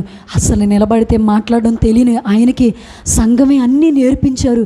ఇలా చేయండి అయ్యా, ఎలా చేయండి, ఎలా చెప్పుకోండి అయ్యా అని చెప్పి నేర్పించారు. కానీ ఆయనకి గోపాలరావు తాతయ్యకి నేర్పించిన అనుభవం అక్కడ ఏజెన్సీలో ఇప్పటికీ ఉంది. పెద్ద కొండ, 13 అంతస్తులు ఉంటుంది. ఆ కొండ మీద పెద్ద తాటేకుల చర్చ్ ఉంటుంది. అక్కడికి వెళ్ళి మా మనస్సు పూర్తిగా ప్రార్థన చేసుకుని వస్తే కార్యం తప్పనిసరిగా జరిగిద్ది. నేను ఎక్కువ నా జీవితంలో జరిగిన కార్యాలనే ఆ కొండ మీద అనుభవాలు. నాకు కొండ అనుభవాలు ఉన్నాయి, సునీల్ గారు నేర్పించిన అనుభవాలు. సునీల్ గారు ప్రతి అనుభవం ఆ కొండ మీద ఉంది. అయ్యా నాకు నిలబడడం చేత కావట్లేదంటే దేవుడు నేర్పించారు. ఆయన ఎలాంటి వాక్యాలు అంటేనండి, అసలు చాలా పవర్ఫుల్ కలిగిన వాక్యాలు ప్రభు ఆయనకి ఇచ్చేశారు. బైబిల్ చూడకుండా ఆయనకు ప్రభు దగ్గరికి వెళ్ళిపోతున్న సందర్భంలో బైబిల్ చూడకుండా కూడా వాక్యం చెప్పిన అనుభవాలు దేవుడికి ఆయనకి ఇచ్చేస్తుండగా 6 చోట్ల ఆయన ప్రభు పరిచయం చేస్తున్నారు. ఈవిడ గురించి నేను చెప్పమంటారా? పర్లేదా? సమయం అయిపోతుందా? చెప్పమంటారా? కొంతమంది అసలు ఏం మాట్లాడతలే, తొందర ముగిచ్చే తేలిపోతాం అమ్మ తల్లే, భయం వేస్తుంది, చెప్పండి తొందర. అయితే అలాగా సునీల్ గారు దేవుడు ఆ ప్రాంతానికి వెళ్ళమంటే మడిచెర్లలో కుమారి అని ఒక అమ్మాయి దగ్గరికి వెళితే, అరే చెల్లి ఇక్కడ దేవుడు సువార్త ప్రకటిస్తున్నానరా, దేవుడు పని చేయాలి, దేవుడు మీ ఇల్లు చూపించారా, ఇక్కడ ప్రార్థన పెట్టవచ్చు అంటే, పెట్టండి అన్న అని ఆ పిల్ల అనిందండి. అనేసరికి ప్రార్థన పెట్టడం ప్రారంభించారు. అయితే ఆ పిల్ల ప్రభు గురించి తెలుసుకున్న తర్వాత అసలు నిజంగా దేవుడు ఈయనని, ఇక దేవుడు ఈయనే అని దేవుడి మీద పూర్తిగా ఆధారపడిపోయి సునీల్ గారికి కూడా బాగా ఇంకా అన్న ప్రార్థన చేయన్న, మీరు ఎప్పుడు వస్తారన్నని ఆయన కోసం ఎదురు చూస్తుండగా తన భర్తను కూడా మార్చేసుకుంటే ఇద్దరు ఆయన కోసం ఎదురు చూసేవారు. వీళ్ళు యేసు ప్రభు గారికి దైవజనులకు అవకాశం ఇచ్చారని చెప్పి తన భర్తకి చేతబడి చేశారు.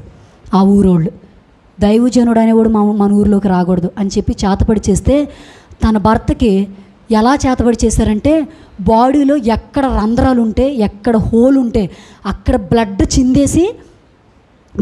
అంతా చిందేసి హాస్పిటల్లో డాక్టర్లే వణికిపోయారంట. అసలు ఎక్కడ పడితే అక్కడ బ్లడ్ గట్టిగా ఇంకా బాగా చిందేస్తుంది, ఎక్కడ పడితే అక్కడ హోల్, ఎక్కడ రంధ్రం ఉంటే అక్కడ మొత్తం నోట్లో, ముక్కులో, చెవుల్లోంచి మొత్తం బయటకు వచ్చి చిందేసి అరగంటలో కుమారి సునీల్ గారిని బావగారు అని, బావను ఒక్కసారి చూడాలనిపిస్తుంది కుమారి అనేసి చచ్చిపోయాడు ఆయన. చనిపోయేసరికి ఊర్లో వాళ్ళందరూ ఒకటైపోయి ఈ దైవజనుడు వచ్చాకే తన భర్త చచ్చిపోయాడని చెప్పి ఆయన వస్తాకి వీల్లేదని అంటే, ఆ అమ్మాయి ఒక్కతే నిలబడిపోయి, ఆ ఊరిలో నిలబడిపోయి, నేను నిజమైన దేవుని తెలుసుకున్నాను, మీరు నన్ను ఊరి నుంచి వెలేసినా పర్లేదు, దైవజనుడు వస్తాడు, మీరేం చేస్తారో చేసుకోండి అని చెప్పి మాట్లాడుతూ, అసలు సునీల్ గారు అన్న మాట ఏంటంటే, నేను రానులేమ్మా, ఇంకా చేయలేనురా అని చెప్పి దైవజనుడే మాట్లాడేశాడు. ఎందుకంటే నీ భర్త చనిపోయాడు, ఇక నువ్వు దేవుళ్ళలోకి అసలే కొత్తగా వచ్చావంటే, ఆ అమ్మాయి మాట్లాడిన మాట ఏంటో తెలుసా? అన్నా, నేను రుచి చూసిన దేవుణ్ణి వదలనన్నా, ఈ ఊరోళ్ళందరూ నమ్ముకునే వరకు కూడా ఏళ్ళ కూడా వదిలిపెట్టి వెళ్ళనన్నా అని చెప్పింది. దేవునికి స్తోత్రం. ఆ పిల్ల ఇప్పటికీ ఆ ఊరిలో ఉండిపోయి, ఆ చిన్న యవనస్తురాలు, మ్యాక్సిమం నా వయసు ఉంటుంది, చిన్న కూతురుని పెట్టుకొని ఆ పిల్లకి ఫంక్షన్ తీసేశారు. ఊరిలో ఏ పని ఎవరు, ఊరిలో ఎక్కడికన్నా వెళ్తే అంటు రోగం వచ్చిందల్లా చూస్తారు, అసలు దేనికి రానివ్వరు. కానీ అలాంటి అమ్మాయి ఒక్క 7 ప్రభువులోకి రక్షించుకుంది ఆ ఊరిలో. దేవుడు చేసిన గొప్ప కార్యాలు ఇవి. నిజంగా దేవుడు మా జీవితాల్లో చేసిన గొప్ప కార్యాలు. అలాంటి సంఘాలు సునీల్ గారు నడిపిస్తున్న సందర్భంలో 25 సంవత్సరాలు వచ్చేసిన సునీల్ గారికి వాళ్ళ కుటుంబం పెళ్లి చేయాలి అని ఆలోచన చేసినప్పుడు ప్రభు నన్ను చూపించడం, నాకు కూడా ఆ దర్శనం ప్రభు చూపించడం. అయితే 2025 ఆగస్టు 15వ తారీఖున, ఆగస్టు 27వ తారీఖున నా వివాహం అయ్యింది. సునీల్ గారు నన్ను కాకినాడలో ఒక 10 రోజులు ఉంచారు. అప్పుడు అమ్మ సుమన్ నేను ఏజెన్సీ తీసుకువెళ్తానంటే, అదేంటి నాన్న పెళ్ళై 10 రోజులు అయ్యింది కదా, ఒక 3 నెలలన్నా ఉంచున్నానంటే, సుమన్ నేను పెళ్లి చేసుకుంది నీకు అత్తగారిగా సేవ చేయడానికి కదమ్మా, దేవుని సేవ చేయడానికి నేను తను పెళ్లి చేసుకున్నాను అని చెప్పి మాట్లాడుతూ నన్ను ఒక బైక్ మీద ఏజెన్సీ తీసుకెళ్తున్నారు కాకినాడ నుంచి, చాలా దూరం కాకినాడ నుంచి కూడా తీసుకెళ్తుంటే నేను అడిగాను, ఎంత దూరం అండి అని అడిగాను. చాలా దూరం సుమ, వెళ్ళిపోదాం తొందరగానే అని చెప్పారు. వెళ్ళిపోయాం, ఏజెన్సీలోకి అడుగు పెడుతున్నాను. అసలు నేను ఎప్పుడు తిరగలేని ప్రాంతం అది. వాస్తవానికి నేను పుట్టింది పల్లెటూరు అయినా కూడా పెరిగిందంతా నేను అంటే సిటీ కల్చర్, రాజమండ్రి దగ్గరలోనే పెరిగా నేను. మొత్తం అది సిటీ కల్చర్. ఇంకా అసలు కొండలు తెలియదు, కొండ చేతి మనుషులు అసలే తెలియదు, అసలు వాళ్ళ మాట లాంగ్వేజ్ ఏం తెలియదు ఏమి. ఆయన అక్కడికి తీసుకెళ్తుంటే నేను అడిగాను, ఎక్కడండి ఇంక మన ఇల్లు అంటే, వచ్చేసాం సుమా అని అన్నారు. వెళ్తాంతోనే ఒక ఇంటి దగ్గర నన్ను ఆపారు. వెళ్ళాను, చాలా పెద్ద తాటకిల్లు. ఆ ఇంట్లోకి నన్ను తీసుకెళ్లారు. సుమా ఇదే మన ఇల్లు, నువ్వు ఉండాల్సిన ఇల్లు ఇదే సుమా అనగానే, చర్చ్ ఏమో ఇట్లాగే ఉంటుంది సేమ్. ఇంట్లో నుంచి బయట నుంచి ఇంట్లోకి వెళ్తున్నాను. అన్నిసార్లు తిరుగుతుంటే, ఎందుకు సుమా ఇలా తిరుగుతున్నావు అంటే, నా వివాహం కాకముందు ప్రభు చూపించిన దర్శనం ఇల్లు ఇదేనండి అని చెప్పాను. ప్రభు ఈ సాక్ష్యం నా జీవితాన్ని నెరవేర్చారు. మధ్యలో నిజంగా చుట్టూరు కొండలే, ఏ ఒక్క డాబా కనపడదు అక్కడ, అన్ని తాటేకిళ్ళే. పోనీ అసలు ఒక ఆటో కనపడతలే, అసలు ఏమి ఉండవు అక్కడ, ఏమీ కనపడతలే. మనుషులా బయటికి రారు ఇళ్లలో నుంచి. భయం వాళ్ళకి, యమా భయం, సిటీ వాళ్ళు అంటే పిచ్చ భయం వాళ్ళకి, తొందరగా మాట్లాడరాళ్ళు. అలాంటి పరిస్థితి నాకు చాలా ఆశ్చర్యం వేసింది. నిజంగా దేవుడు ఎంత గొప్ప దేవుడు అండి అని అన్నప్పుడు సునీల్ గారు నాతో ఎలా ప్రమాణం చేయించారు ఆ ఇంట్లో. సుమా అని నన్ను పిలిచి, ఆయన దగ్గర ఎప్పటికీ ఏమి లేవు, 3 జతల బట్టలు ఉన్నాయండి ఆయన దగ్గర, బట్టలు కూడా లేవు సరిగ్గా. ఎంతైనా ఎంత డబ్బున్నా సేవకే ఖర్చు పెట్టేస్తున్నాడు ఆయన. అయితే సుమా ఇక్కడ కనిపిస్తున్నాయి చూసావా బుక్స్, ఆయన దగ్గర చాలా బుక్స్ ఉన్నాయి, ఇదిగో ఇవే నా ఆస్తి సుమా, నేను సంపాదించింది ఏమీ లేదు, నీకు కూడా ఇవే ఇస్తున్నాను, నువ్వు ఎక్కువ ఈ చదువు సుమా అని చెప్పి మిషనరీ యొక్క భక్తుల జీవిత చరిత్ర నాకు ఇచ్చేశాడు ఆయన. ఇచ్చేసిన తర్వాత నాతో ప్రమాణం చేయించారు. సుమా అంటే ఏజెన్సీ వాళ్ళు అనుకున్నారంట, పాస్టమ్మ గారు సిటీ నుంచి వస్తుంది కదా, ఒక్క నిమిషం ఉండదు ఇక్కడి నుంచి వెళ్ళిపోద్ది ఆవిడ అనుకున్నారంట. వాళ్ళు అలా మాట్లాడారంట, ఒక్క నిమిషం ఉండదు ఇక్కడ ఆవిడ. వాళ్ళకి తెలియదుగా మనం ఎట్లా వచ్చాము అనేది, మన తీర్మానం అనేది వేరు కదా. అయితే ఈలోపు సునీల్ గారు నాతో ప్రమాణం చేయించి, సుమా అడవిలో దేవుని కోసం ఏ పరిస్థితి వచ్చినా నిలబడిపోతాను అని ప్రమాణం చేయి అన్నారు. ప్రమాణం చేస్తున్నానండి అని చేశాను. వీలైతే దేవుని కోసం నువ్వు నేను హతసాక్షులు అయిపోవాలి, ఉంటావా? నేనే లేని సందర్భాలు వస్తాయి, చేస్తావా అని ఆయన ఒక్కొక్క ప్రశ్న అడుగుతూ నన్ను ప్రమాణం చేస్తే మనస్ఫూర్తిగా చెప్తున్నాను, ప్రభు సేవ కోసమే దేవుడు నన్ను ఏర్పరచుకున్నాడు. 2014లో నా వెంబడిరా మనుషులు పట్టు జాలలుగా చేస్తానని చెప్పాడు. నా సాధన నిమిత్తం అనేక మందికి రక్షణార్థ నిమిత్తం నిన్ను వాడుకుంటానని 15లో ఇచ్చాడండి. ఈ 2 వాగ్దానాలు నా పట్ల నెరవేర్చబడిపోయినాయి అని సునీల్ గారికి చెప్పాను. చెప్పిన తర్వాత అడవిలో ఎట్లాగ ప్రమాణాలతోనే మేము వెళ్ళాము. పరిస్థితులు జరుగుతున్నాయి. సేవ అంటే ఎంత కష్టం అనిపించిందంటే చెప్పడం చాలా సులువే, ఉండడం చాలా ఇబ్బంది అనిపించింది. ఫోన్లు ఉండవు, ఎవరు మాట్లాడరు, ఇంట్లోంచి ఎవడో బయటికి రారు. ఇక సునీల్ గారి ముఖం నేను, నా ముఖం ఆయన. ఎప్పుడన్నా వస్తే ఆదివారమే విశ్వాసులు, ఇంకా మిగతా టైంలో రారు ఎవరు.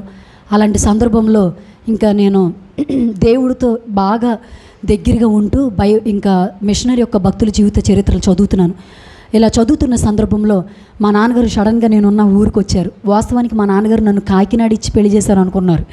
నేను అడవిలో ఉండి సేవ చేస్తాను అనుకోలేదు, అక్కడే ఉండిపోతాను అనుకోలేదు. మా అమ్మాయి కాకినాడలోనే ఉంటుంది, అయితే సేవకు అక్కడికి వెళ్ళి వచ్చేద్దే అనుకున్నారు మా నాన్నగారు. అడవిలోకి మా నాన్నగారు రాగానే మా పాస్టర్ గారిని సునీల్ గారిని పట్టేసుకొని నా కూతుర్ని చాలా అడవిలోకి ఇచ్చేసానండి. మా అమ్మాయికి ఏం తెలియదండి అడవిలో ఎలా ఉంటుందోనండి అని అంటే నేను వెంటనే చెప్పాను, నాన్న నేను ఉంటాను ఇక్కడ, నేను ఉండగలను కూడా అని చెప్పి. అంతే ఏమోనమ్మా ఈ అడవులు ఎక్కడ మనుషులు రక్తం తాగే మనుషులు ఉంటారంట అని మా నాన్నగారికి ఎవరు చెప్పేశారు, అప్పటికే చెప్పేశారు. అయితే అన్నీ చెప్తుంటే నాన్న అలాంటి ఏమీ జరగవు, దేవుడు మమ్మల్ని అందుకోసం కదా ఏర్పరచుకుందానని మాట్లాడుతున్న సందర్భంలో ఏమోనమ్మా బాబు బండి మీద కాదు కానీ మీకు కారు ఉండాలి బాబు, ఒక కారు అని అంటే మరి సేవ ఇప్పుడే కదా మామయ్య స్టార్ట్ చేసిందంటే నేనే కొనిచ్చేస్తాను బాబు అని చెప్పి మా నాన్నగారు అప్పట్లో ఒక చిన్న శాంత్రో కారు కొనిచ్చారు 2015లో మాకు. ఆ కారు మీద మేము వెళ్తున్నాము. అలా ఉంటుండగా మా నాన్న ప్రభు సేవలోకి మరింతగా ప్రభువుకి దగ్గరైపోయి మా నాన్నగారు నాతో మాట్లాడిన మాటలు అసలు మా నాన్నేనా ఎట్లా మాట్లాడేది అనిపించింది. అమ్మ నేను కూడా సేవలోకి వచ్చేస్తానమ్మా, మెకానిక్ వర్క్ నాని అన్నయ్యకి అప్పచెప్పేస్తాను, మీ అన్నయ్యకి అప్పచెప్పేస్తానమ్మా అని చెప్పి అంటుంటే సరే నాన్న ఇంకేముంది నాన్న దానికన్నా భాగ్యం ఏంటి నాన్న అని చెప్పి మా నాన్నగారికి చెప్పాను. చెప్పిన తర్వాత ఈలోపు తర్వాత జరిగింది ఏంటంటే మా నాన్నగారు కారు కొనిచ్చారు. కారు కొన్న తర్వాత మా నాన్నగారు ఒక 12 లక్షలు పెట్టి ఒక పెద్ద లారీ తీసుకున్నారు. మెకానిక్ వర్క్ ఏమో మా అన్నయ్యకి అప్పచెప్పారు, ఇంకా అయిపోతుంది. అలా అప్పచెప్తున్న సందర్భంలో మా నాన్నగారు ఇంకా లారీ మీద ఒక డ్రైవర్ని పెట్టుకొని తిరుగుతున్నారు. అయితే ఆ సందర్భంలో మా నాన్నగారు నేను ఒకటే చెప్పాను, నాన్న లారీ మీద తిరుగుతున్నా కూడా మీరు తప్పనిసరిగా ఆదివారం వచ్చేసరికి లారీ అక్కడ ఆపేసి స్నానం చేసి ఎక్కడ మందిరం కనపడితే అక్కడికి వెళ్ళన్నానంటే సరే అమ్మా నేను అస్సలు మాన్నం అని చెప్పి మా నాన్నగారు అట్లా చేస్తూ ఉండేవారు. భక్తి మరింత ఎక్కువైపోయింది. మా నాన్నగారు ఒక మాట చెప్పేవారు నాతో, అమ్మ ఒక పాట ఏంటంటే నాకు దేవుడి దగ్గరికి వెళ్ళిపోవాలనిపిస్తుంది అమ్మ అంటే ఏంటి నానంటే అది ఎవరు లేక ఒంటరినై అందరికీ నీ దూరమై ఆ పాట. మా నాన్నగారు అంటే లారీ మీద వెళ్తున్నప్పుడు ఎక్కువ ఆ పాట పెట్టుకునేవారంట మా నాన్న. అది వింటున్నప్పుడు ప్రభు దగ్గరికి వెళ్ళిపోవాలనిపిస్తుంది అమ్మ అంటే అలా అనుకుంటారేంటి నాన్న, మీరు సేవ చేయాలంటున్నారు కదా ప్రభు ఏదైనా ఇస్తారు అని చెప్పి మాట్లాడుతూ ఉండేదాన్ని. అయితే మా నాన్నగారు లారీ లోడ్ ఎక్కడికి వచ్చేదంటే కొవ్వూరు నుంచి ఇదే హైదరాబాద్ మహబూబ్ నగర్ ఈ ప్రాంతాలకి మా నాన్నగారు లారీ తిరిగేది. ఈ ప్రాంతాలకి తిరుగుతున్న సందర్భంలో ఒకరోజు అనుకోకుండా మహబూబ్ నగర్ ఆ ప్రాంతం దగ్గర మా నాన్నగారు లారీ ఆగిపోయింది. ఆగిపోయేసరికి ఆ లారీ సామాను తీసుకొని మా నాన్నగారు ఏం చేశారంటే మాకు చెప్తూనే ఉన్నారు, నాతో ఎప్పుడు మాట్లాడుతూనే ఉండేవారు. బయటికి అంటే ఫోన్ చేయడానికి నాకు అవ్వదు కదండి, బయటికి సిగ్నల్కి రావాలి మేము. జగ్గంపేట అని చెప్పి కాకినాడ దగ్గరలో జగ్గంపేట ఉంటుంది. ఆ ప్రాంతానికి దగ్గరికి మేము వస్తున్నప్పుడు మా నాన్నగారికి ఫోన్ చేసేదాన్ని, నాన్న మందిరానికి వెళ్తున్నారంటే వెళ్తున్నానమ్మా, అయితే నీ దగ్గరకు రావాలనిపిస్తుందమ్మా అని చెప్పి మాట్లాడారు. సరే రండి నాన్న అని చెప్పి నేను చెప్పాను. చెప్పిన తర్వాత మహబూబ్ నగర్ దగ్గర లారీ ఆగిపోయింది. ఆగిపోయిన తర్వాత ఆ లారీ పార్ట్స్ కొన్ని తీసుకొని మా నాన్న విజయవాడ వస్తున్నారు. ఎందుకంటే అవి ఇక్కడ కూడా దొరకవు, విజయవాడలో ఒక మెకానిక్ దగ్గర ఉన్నాయని చెప్పి మా నాన్నగారు ఆ సామానం తీసుకుని బొలోరా వ్యాను, డిక్కీ వ్యాను, మీకు ఐడియా ఉంటుంది బొలోరా డిక్కీ వ్యాను. ఆ బొలోరా డిక్కీ వ్యాన్లో మా నాన్నగారు నైటు అది 12, 1:11 అవుతుంది సమయం. ఆ సందర్భంలో డ్రైవర్తో చెప్పాడు, నేను భోజనం చేసేసానండి వెనకాల పడుకుంటానంటే సరేలేని చెప్పి అన్నారు. ఆ బొలోరా వ్యాన్లో అప్పటికే మా నాన్నగారు పడుకొని ఉన్నారు. ఆ లారీకి సంబంధించిన సామాను ఇంకా కొన్ని ట్రాక్టర్ సామాను అవన్నీ పెట్టేసి ఉన్నాయి. అయితే పడుకున్నారు మా నాన్నగారు. పడుకొని చూడగానే డ్రైవర్ 90-80 స్పీడ్లో వెళ్తున్నాడు. వెళ్తుండగా ఇంకా మహబూబ్ నగర్ తొర్రూరు అనే ప్రాంతం దగ్గరికి వ్యాన్ వచ్చేసింది. వచ్చేసరికి మా నాన్నగారు పడుకుని పోయి ఉన్నారు. పడుకునేసరికి ఆ స్పీడ్లో వెళ్తున్న వ్యక్తి ఒక చిన్న రాయి ఎక్కిచ్చేశాడు. డ్రైవర్ ఎక్కిచ్చేసరికి ఒక్కసారిగా ఆ వ్యాన్ 2 పల్టీలు కొట్టేసరికి ఆ వ్యాన్లో కూర్చున్న మా నాన్నగారు అమాంతంగా బోర్లా పడిపోయారు. పడిపోయేసరికి ఆ లారీలో ఉన్న సామాను వచ్చేసి మా నాన్నగారి తల మీద పడిపోయి స్పాట్లో చిన్న మెదడు చిదిపోయి మా నాన్నగారు చచ్చిపోయారు. చనిపోయేసరికి ఈ సంఘటన నాకు తెలిసింది. అప్పుడు నేను 6వ నెల ప్రెగ్నెంట్తో ఉన్నాను. నాన్న అప్పటికొచ్చి 3వ నెలలో చూశారంతే, నన్ను మళ్ళీ చూడలేదు. అయితే వస్తానమ్మా అని చెప్పారు మా నాన్నగారు. ఈ సంఘటన నాకు బయట అంటే ఫోన్ సిగ్నల్ ఉండవు కదండి. ఒక వ్యక్తి వచ్చి చెప్పారు, సునీల్ గారు అప్పటికి నా దగ్గర లేరు, మా చెల్లి వీళ్ళు ఉన్నారు నా దగ్గర, నాన్నగారు చనిపోయారన్న సంఘటన నాకే ముందు చెప్పేశారు, కాళ్ళు చేతులు ఆడట్లేదు, ప్రెగ్నెంట్తో ఉన్నాను. అట్లాగే కుర్చీలో పడిపోయాను. నేను పడిపోయేసరికి మళ్ళీ నన్ను కారులో ఎక్కించి సునీల్ గారు మేమందరం మళ్ళీ నాన్నగారి బాడీ విజయవాడ తీసుకొచ్చేసాము. విజయవాడ రాగానే అక్కడికి తీసుకొచ్చేసిన తర్వాత పోస్ట్ మార్టంకి పంపించారు. వెళ్ళిన తర్వాత బాడీని తీసుకొచ్చేసిన తర్వాత నాన్నగారు ఇంకా లేరు అన్న విషయం నేను మర్చిపోలేకపోతున్నాను. ఎందుకు అనంటే నాకు ఎలాంటి ఆశ కలిగిందంటే, నేను మా ఆయనే అనుకుంటున్నాను సేవకి, నాన్న కూడా వస్తాను. నానంటే ఎంత అమితమైన ప్రేమను పెంచేసుకున్నానంటే, మా నాన్న మారినప్పుడు చచ్చిపోతే బాగుండు అనుకున్నాను నేను, మా నాన్న బతికితే బాగుండు అన్న స్థాయిలోకి వెళ్ళిపోయాను నేను. మా నాన్న ఉన్నాడుగా, నాకు ఏది వచ్చినా మా నాన్న ఉన్నాడుగా అనే ఆలోచన ప్రతిసారి నాకు వస్తూ ఉండేది. అలాంటిది మా నాన్నగారు బాడీని తీసుకొచ్చేసిన తర్వాత మా అమ్మ, నేను నాన్న బాడీని చూడలేనమ్మా, చచ్చిపోతానేమో అంటుంది. ప్రభు ఇచ్చిన ధైర్యంతోనే అమ్మని ఇలాగే పట్టుకొని, చెల్లి ఒక పక్కన అప్పటికే స్పృహ కోల్పోయి చెల్లి పడిపోయింది. అన్నయ్య ధైర్యంగానే ఉన్నాడు, ఏడుస్తున్నాడు, కానీ నా కళ్ళం నీళ్ళైతే రావట్లేదు. అట్లాగే ఉండిపోయాను. కడుపు అప్పటికి బిగిసిపోయింది, లోపల బేబీ కూడా తిరగట్ల. నాకు అర్థమైపోయింది, కడుపు అంతా గట్టిగా అయిపోయింది. చాలాసేపు అట్లా కూర్చుని పోయాను. నాన్నగారి బాడీ రానే వచ్చేసింది. మా అమ్మని గట్టిగా పట్టుకొని ఒకటే చెప్పాను, నాన్న నీ దగ్గర ఉండడం కన్నా ప్రభు దగ్గరకు ఉండడమే శ్రేష్టం. నీ దగ్గర ఉండాలా, ప్రభు దగ్గర ఉండాలా. బతికినంతకాలం ఆయన ఎన్నో శ్రమలు పడ్డారమ్మా అని, నీకు ఏది కావాలో చెప్పంటే నాన్న అక్కడే ఉండాలమ్మా అని చెప్పి మా అమ్మ నా వైపు చూస్తూ మాట్లాడితే, అయితే నడు నాన్న చూడడానికి, మరలా నాన్న చూడలేమమ్మా అని చెప్పి మా అమ్మని తీసుకొని వెళ్ళి అక్కడికి వెళ్ళిన తర్వాత నాన్న బాడీని చూస్తున్న నేనే ఆగలేకపోతున్నాను. ఒళ్ళంతా గాయాలు, ముక్కులోంచి బ్లడ్. నాన్నగారు ఆ పరిస్థితిలో పడుకోబెట్టారు. చూసిన తర్వాత పక్కకు వచ్చేసాను. నా యేసయ్య మా నాన్న ఈ రాజ్యంలో ఉన్నారు.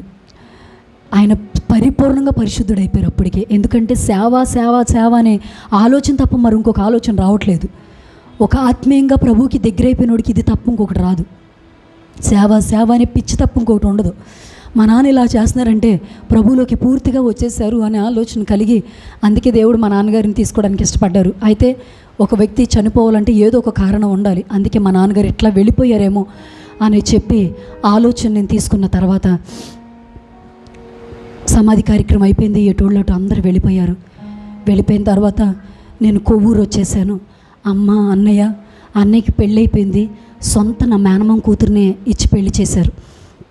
వచ్చేసిన తర్వాత అమ్మతో అంటున్నాను, నాన్న ఫోటోలు, నాన్న తిరిగిన జ్ఞాపకాలు అమ్మ మరీ ఎక్కువ గుర్తొచ్చేస్తున్నాయి. ఏజెన్సీ వెళ్ళిపోతాను, అక్కడ పంపించామా నన్ను అని చెప్పి అడుగుతుంటే, సరే అమ్మ అని చెప్పి ఏజెన్సీ వెళ్ళిపోయాను. వెళ్ళిపోయిన తర్వాత ఏజెన్సీలో నేను ఉండడానికి, ఇప్పుడు నేను ఉంటున్న ఇల్లు తాటేకిల్లే. ఎందుకు అనంటే ఏజెన్సీలో ఇల్లు కట్టుకోవడానికి అవకాశాలు ఉండవు. వాళ్ళు ఉండమంటే ఉండాలి, ఊళ్ళో వాళ్ళు వెళ్ళిపోమంటే వెళ్ళిపోవాలి, ఆ ప్రాంతాన్ని వదిలేసి. అలాంటి పరిస్థితిలో ప్రభు అక్కడ నడిపిస్తున్నారు. అయితే ఇల్లు మా చర్చి ఇలాగే ఉంటుందని చెప్పాను కదండి. చర్చిలో చిన్న మంచం వేసి సునీల్ గారు నన్ను పడుకున్నాను. పడుకున్న తర్వాత ఆరాధన కార్యక్రమాలన్నీ చూసుకొని ఆదివారం నా దగ్గరికి వచ్చారు. అప్పుడు మా అమ్మగారు చెప్తున్నారు, బాబు సుమకి 9 నెలలు వచ్చేసినాయి, ఇక 2 రోజుల్లో తన డెలివరీ డేట్ దగ్గర పడిపోతుంది, వెళ్ళిపోతాం బాబు అని అంటే, సరే అత్తయ్య రేపే దింపేస్తాను, బట్టలు సదరండి అని చెప్పారు. ఆల్రెడీ సదిరేశాను బాబు, రేపు దింపేయండి అని అన్నారు. సర్లే అని చెప్పి అన్నీ రెడీ చేసేసుకున్నాం. రాత్రి 2 అవుతుంది, భోంచేసి పడుకుని పోయాము. అప్పటికే రాత్రి 2 అవుతుంది. నాకు అక్కడ ప్రభు ఇచ్చిన ధైర్యంతోనే ఇప్పటికీ ఒక్కదాన్ని ఎక్కడికైనా వెళ్ళిపోతాను, ఎందుకో తెలియదు, అది ప్రభు ఇచ్చిన ఆత్మ అనుకుంటాను. ధైర్యంగా లెగిసి వాష్రూమ్కి వెళ్ళి వచ్చేసి మంచం మీద పడుకొని ఉన్నాను.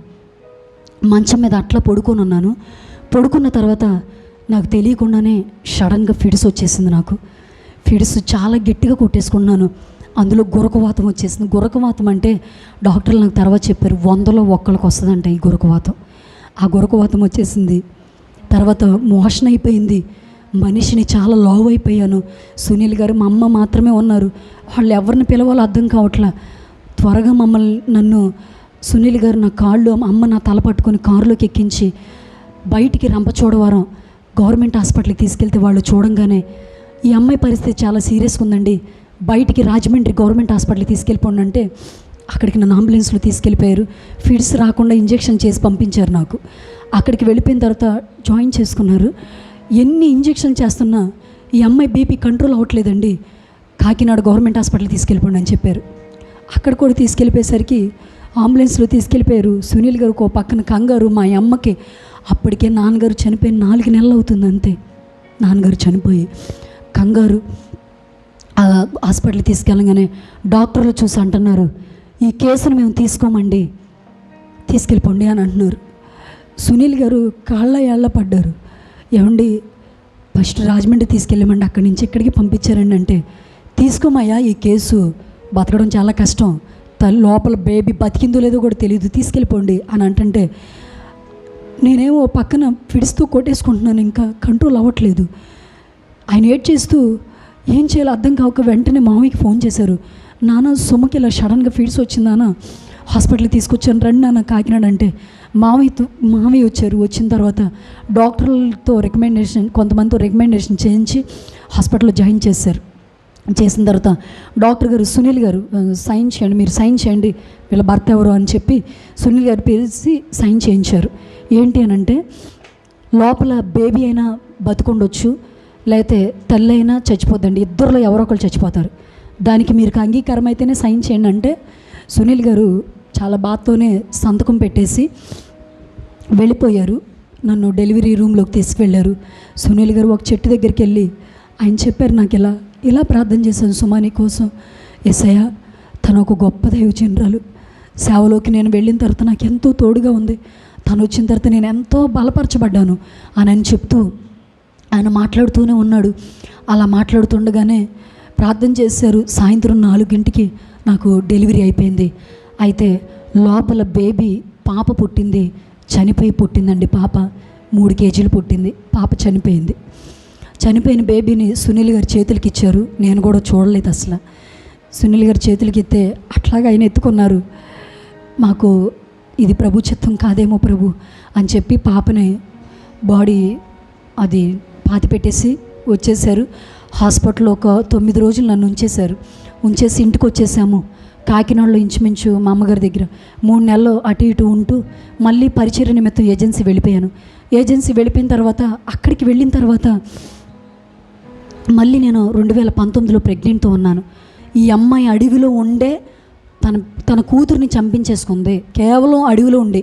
అదే సిటీలో ఉండుంటే తనకి కూతురు బతికేదేమో అని చెప్పి మాట్లాడుతుంటే, సుమా నేను ఆ మాటలు తట్టుకోలేనమ్మా, నువ్వు తిరిగి కొవ్వూరు వెళ్ళిపో అత్తయ్య దగ్గరికి అని చెప్పారు.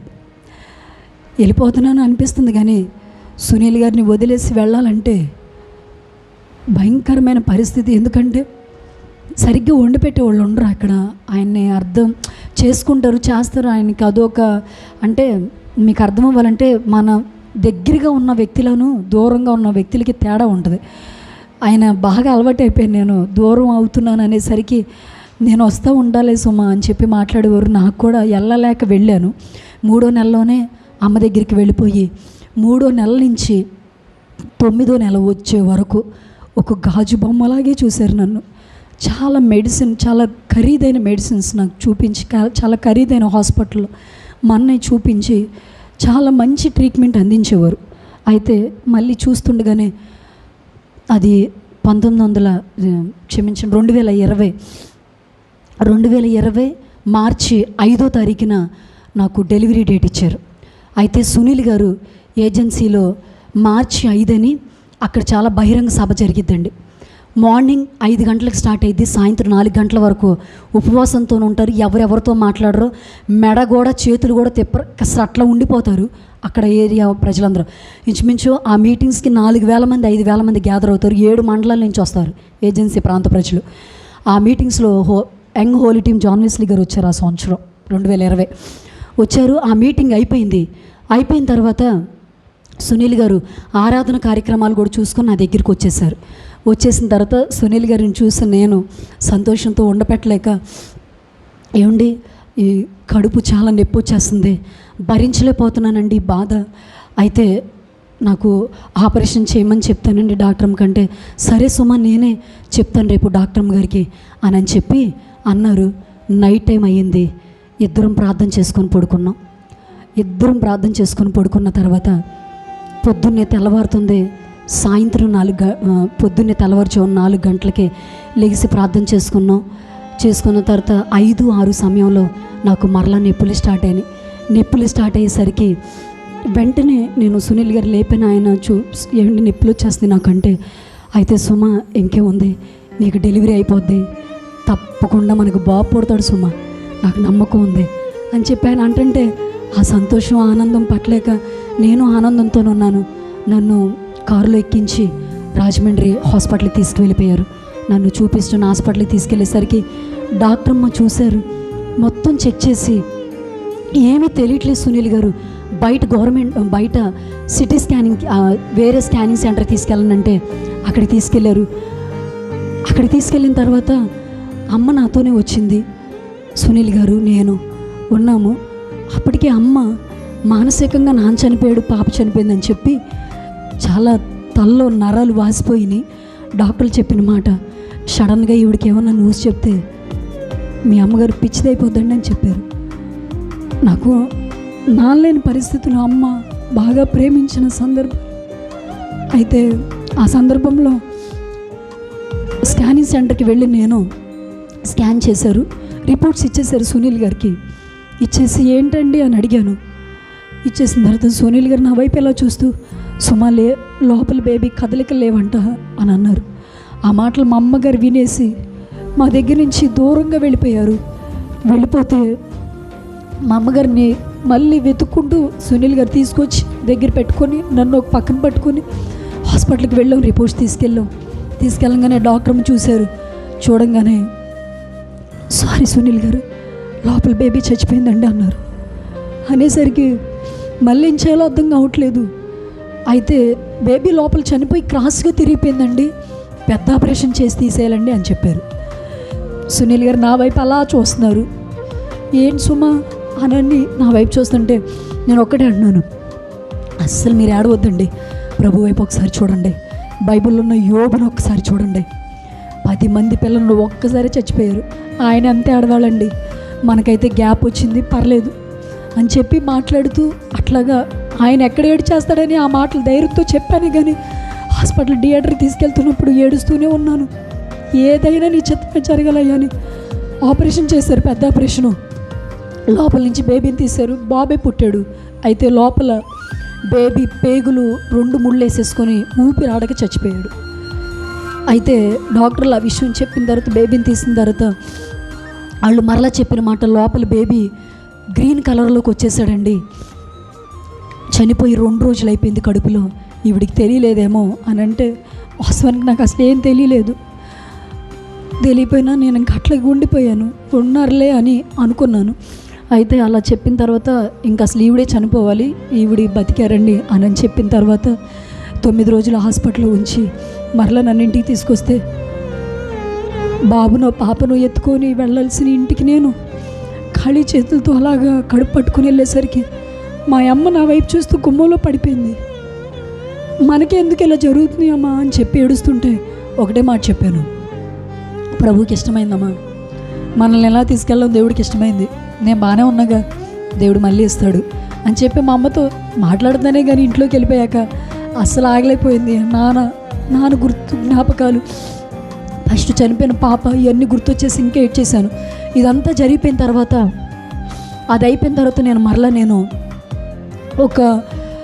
ఒక ఇంచుమించు నన్ను ఒక 3 నెలలు మళ్ళీ అమ్మ దగ్గర ఉంచారు.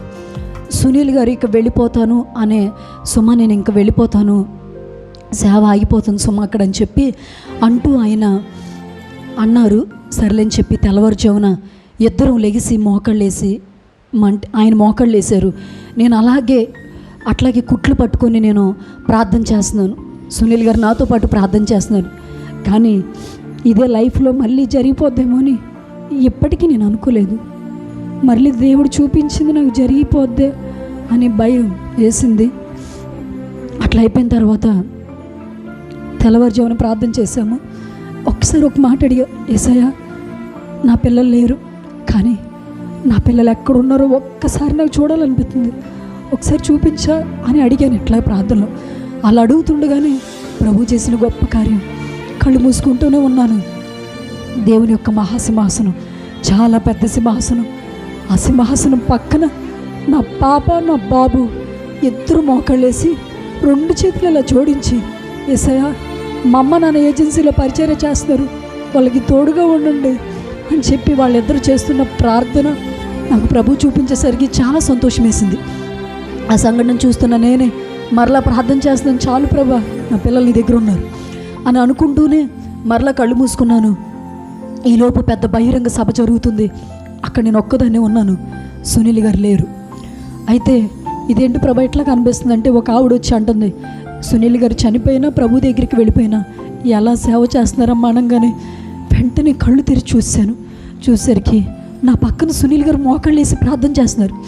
ఇదేంటి ప్రభా ఎట్లా కనపడుతుంది, నేను తట్టుకోలేను యేసయ్యా, నేను ఈ బాధ భరించలేనేమో, అలాంటి పరిస్థితులు ఏం జరగకుండా చూడు ప్రభు అని చెప్పి ఏడుస్తున్నాను. ఆ విషయం సునీల్ గారికి చెప్పాను. ఏం జరగదు సుమా అని చెప్పి అన్నారు. ప్రార్థన చేసేసరి వెళ్ళిపోయారు. 3 నెలలు అయిపోయిన తర్వాత నేను కూడా మళ్ళీ పరిచర్య నిమిత్తం ఏజెన్సీ వెళ్ళిపోయిన తర్వాత సునీల్ గారు నాతో అన్నారు, సుమా మాకు ఎప్పుడు మీటింగ్స్ అక్టోబర్లో జరుగుతాయి, అది కూడా అక్టోబర్లో ఎందుకు జరుగుతాయి అంటే మా పిల్లలందరూ హాస్టల్లోకి వెళ్తారు, అక్కడ స్కూల్లో ఉండవు, అందరూ వెళ్ళి హాస్టల్లో చదువుకుంటారు, వాళ్ళందరి కోసమే సెలవుల్లో అయితే తిరిగి వస్తారని చెప్పి దసరా హాలిడేస్లో మీటింగ్స్ పెడతాం వాళ్ళ కోసం. అయితే మీటింగ్స్ పెట్టాలి సుమా అని చెప్పారు. సరే అండి అన్నాను. మాకు జనరేటర్ ఒకటే, అంటే కరెంటు పోతే సరిగ్గా రాదండి, లోడ్ కూడా కరెంట్ లోడ్ అక్కడ సరిపోదు. అయితే మా సంఘంలో 2 విశ్వాసులు 2,50,000 పెట్టి 40 kV పెద్ద జనరేటర్ కొనిచ్చారు మా సంఘానికి. అది పెట్టుకొని చాలా మీటింగ్స్ సునీల్ గారు నడిపిస్తూ ఉండేవారు. సౌండ్ బాక్సులు మొత్తం డీజే మొత్తం ఒక 2,80,000 పెట్టి బాక్సులు, పరిచర్యకి ఏం కావాలో అన్నీ కొనేశారు సునీల్ గారు.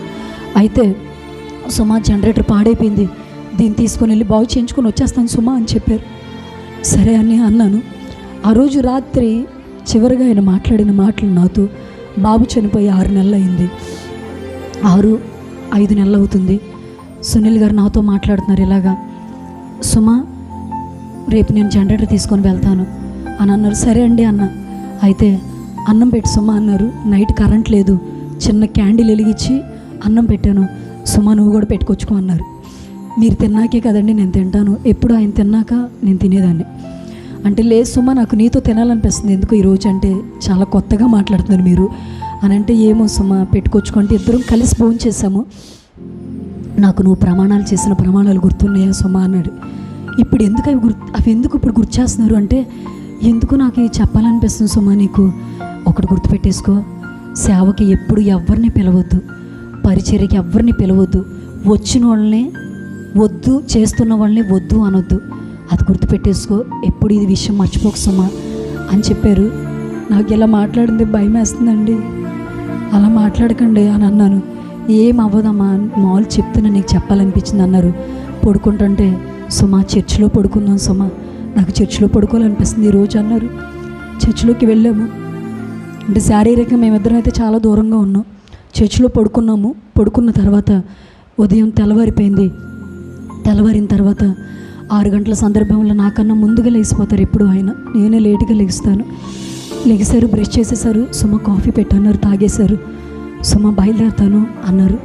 సరే అండి మధ్యాహ్నం వచ్చేస్తారంటే వంట చేసామ్మా భోజనం చేయడానికి వచ్చేస్తాను అని చెప్పారు.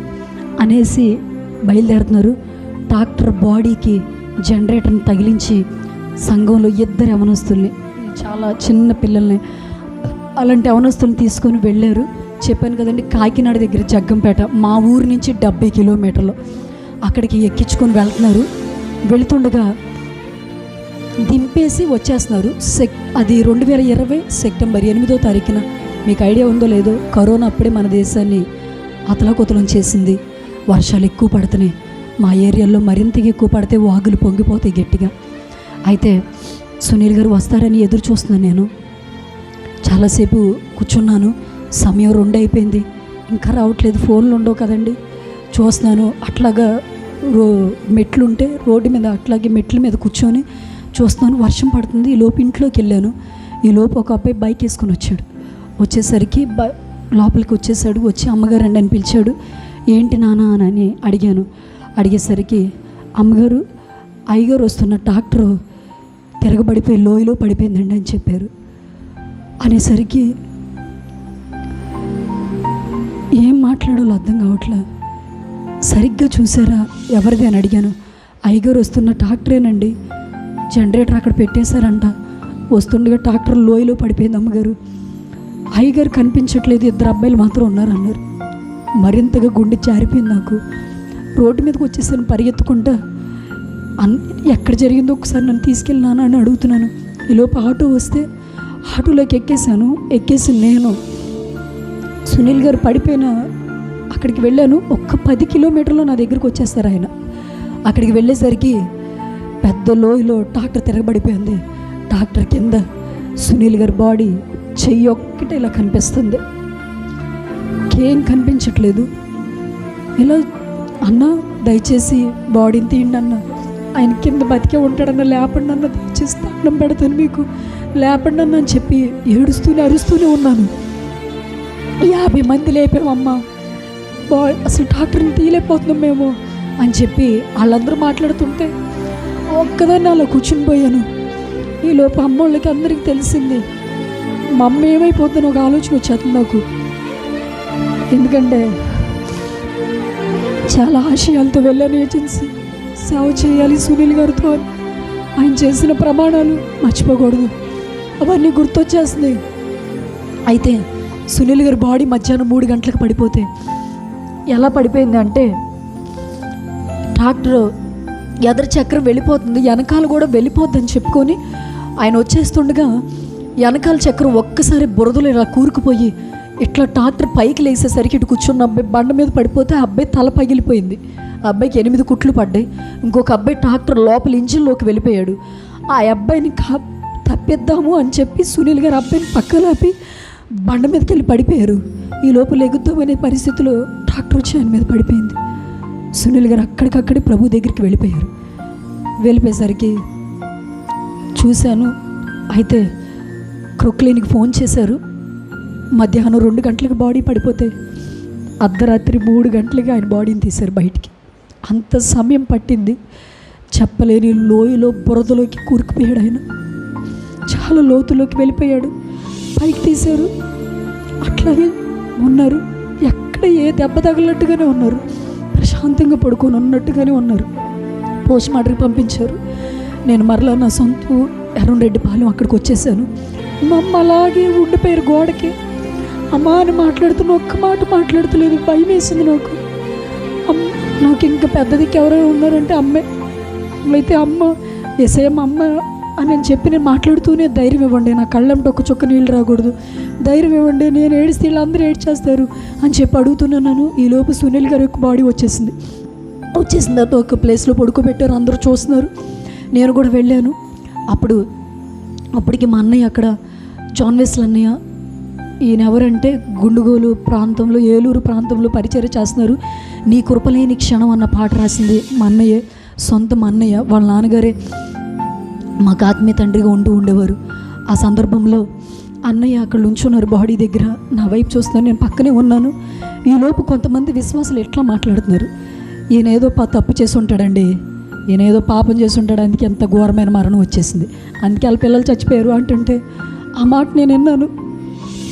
ఏడవాలనిపించింది గట్టిగా. ప్రభు, నా భర్త పరిశుద్ధుడు, అతని గురించి చెప్పుకోవడానికి ఇక్కడ నేను చెప్పలేను ఇప్పుడు. కానీ నా భర్త గురించి ఇలా మాట్లాడితే నేను తట్టుకోలేకపోతున్నానయ్యా. ఒక దైవజనుడు, రోషం కలిగిన దైవజనుడు కోసం ఇట్లా మాట్లాడితే ఊరుకోలేకపోతున్నాను అని చెప్పి అంటూనే ఉన్నాను. ఈ మాటలు నాతో పాటు జాన్ వెస్లీ అన్నయ్య కూడా విన్నారు.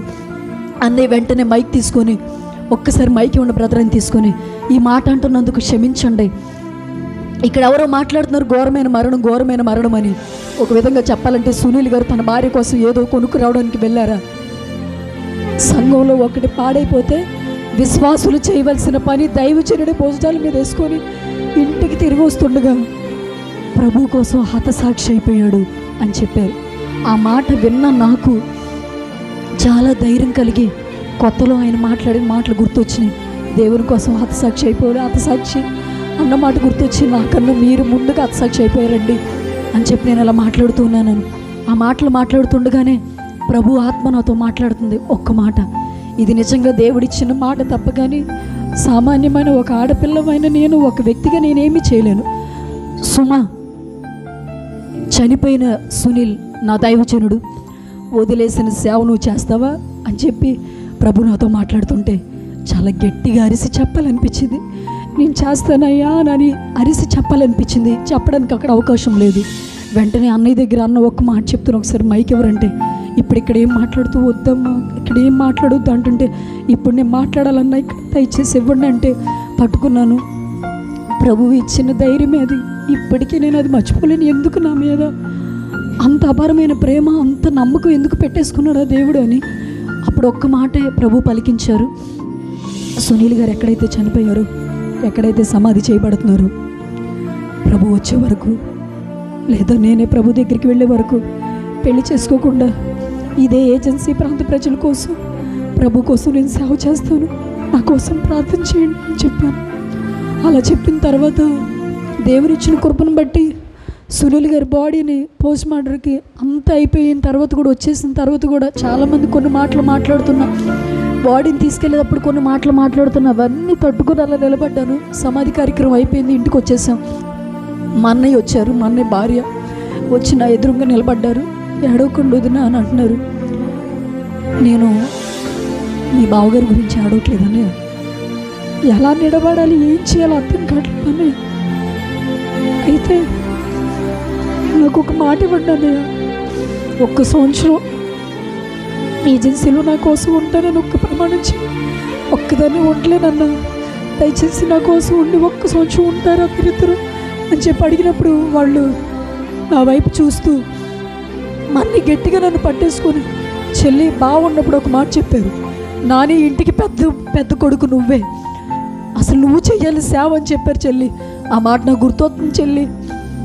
అయితే నేను చేస్తున్న ఉద్యోగాన్ని, పనిని, ఇల్లుల్ని అన్నీ వదిలేసి వచ్చేస్తాం చెల్లి, ఇక్కడే ఉండిపోతాం, మేము ఎక్కడికి వెళ్ళమని చెప్పి ఇప్పటికీ అమ్మ, అన్నయ్య భార్య నాతో పాటు కలిసి ఇప్పటికీ ప్రభు సేవ చేస్తున్నారు. దేవుడిచ్చిన కృప, వాళ్ళ ముగ్గురిని ప్రభు నాకు సేవలు ఇచ్చారు. అన్నయ్య చాలా ఉన్నతమైన స్థానంలో ఉండొచ్చు, ఏ సౌకర్యాలు ఉండవు, ఏమి ఇవ్వలేను నేనైతే, కొన్నిసార్లు ఏమీ పెట్టలేని పరిస్థితులు వస్తున్నా కూడా ఒక మంచి స్థాయిలో పెరగాల్సిన మిమ్మల్ని నేను తీసుకొచ్చి బాధ పెడుతున్నాను అనిపిస్తుంది. కానీ వాళ్ళు ప్రభు కోసం నిలబడుతున్నప్పుడు వాళ్ళని చూసి చాలా సంతోషం వేస్తుంది. అయితే ఇట్లాగా ప్రభు సేవ వెళుతుంది.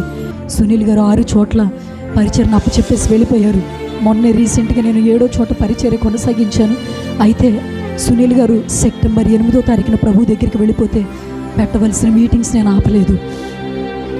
ఇంట్లో గరిటి తిప్పడం తప్ప మాట్లాడడం చేత కదా నాకు, ఇప్పటికీ సరిగ్గా రాదు. అయితే మైక్ పట్టుకుని స్టేజ్ ఎక్కుతున్నాను. మా విశ్వాసులందరూ నా వైపు చూస్తూ ఏడుస్తూనే ఉన్నారు, అమ్మగారు ఏం మాట్లాడుతారు అని. ఆ మరుసటి 2వ రోజు నన్ను యోహాన్ నాన్నగారు, జాన్ వెస్లీ నాన్నగారు నన్ను అభిషేకించారు.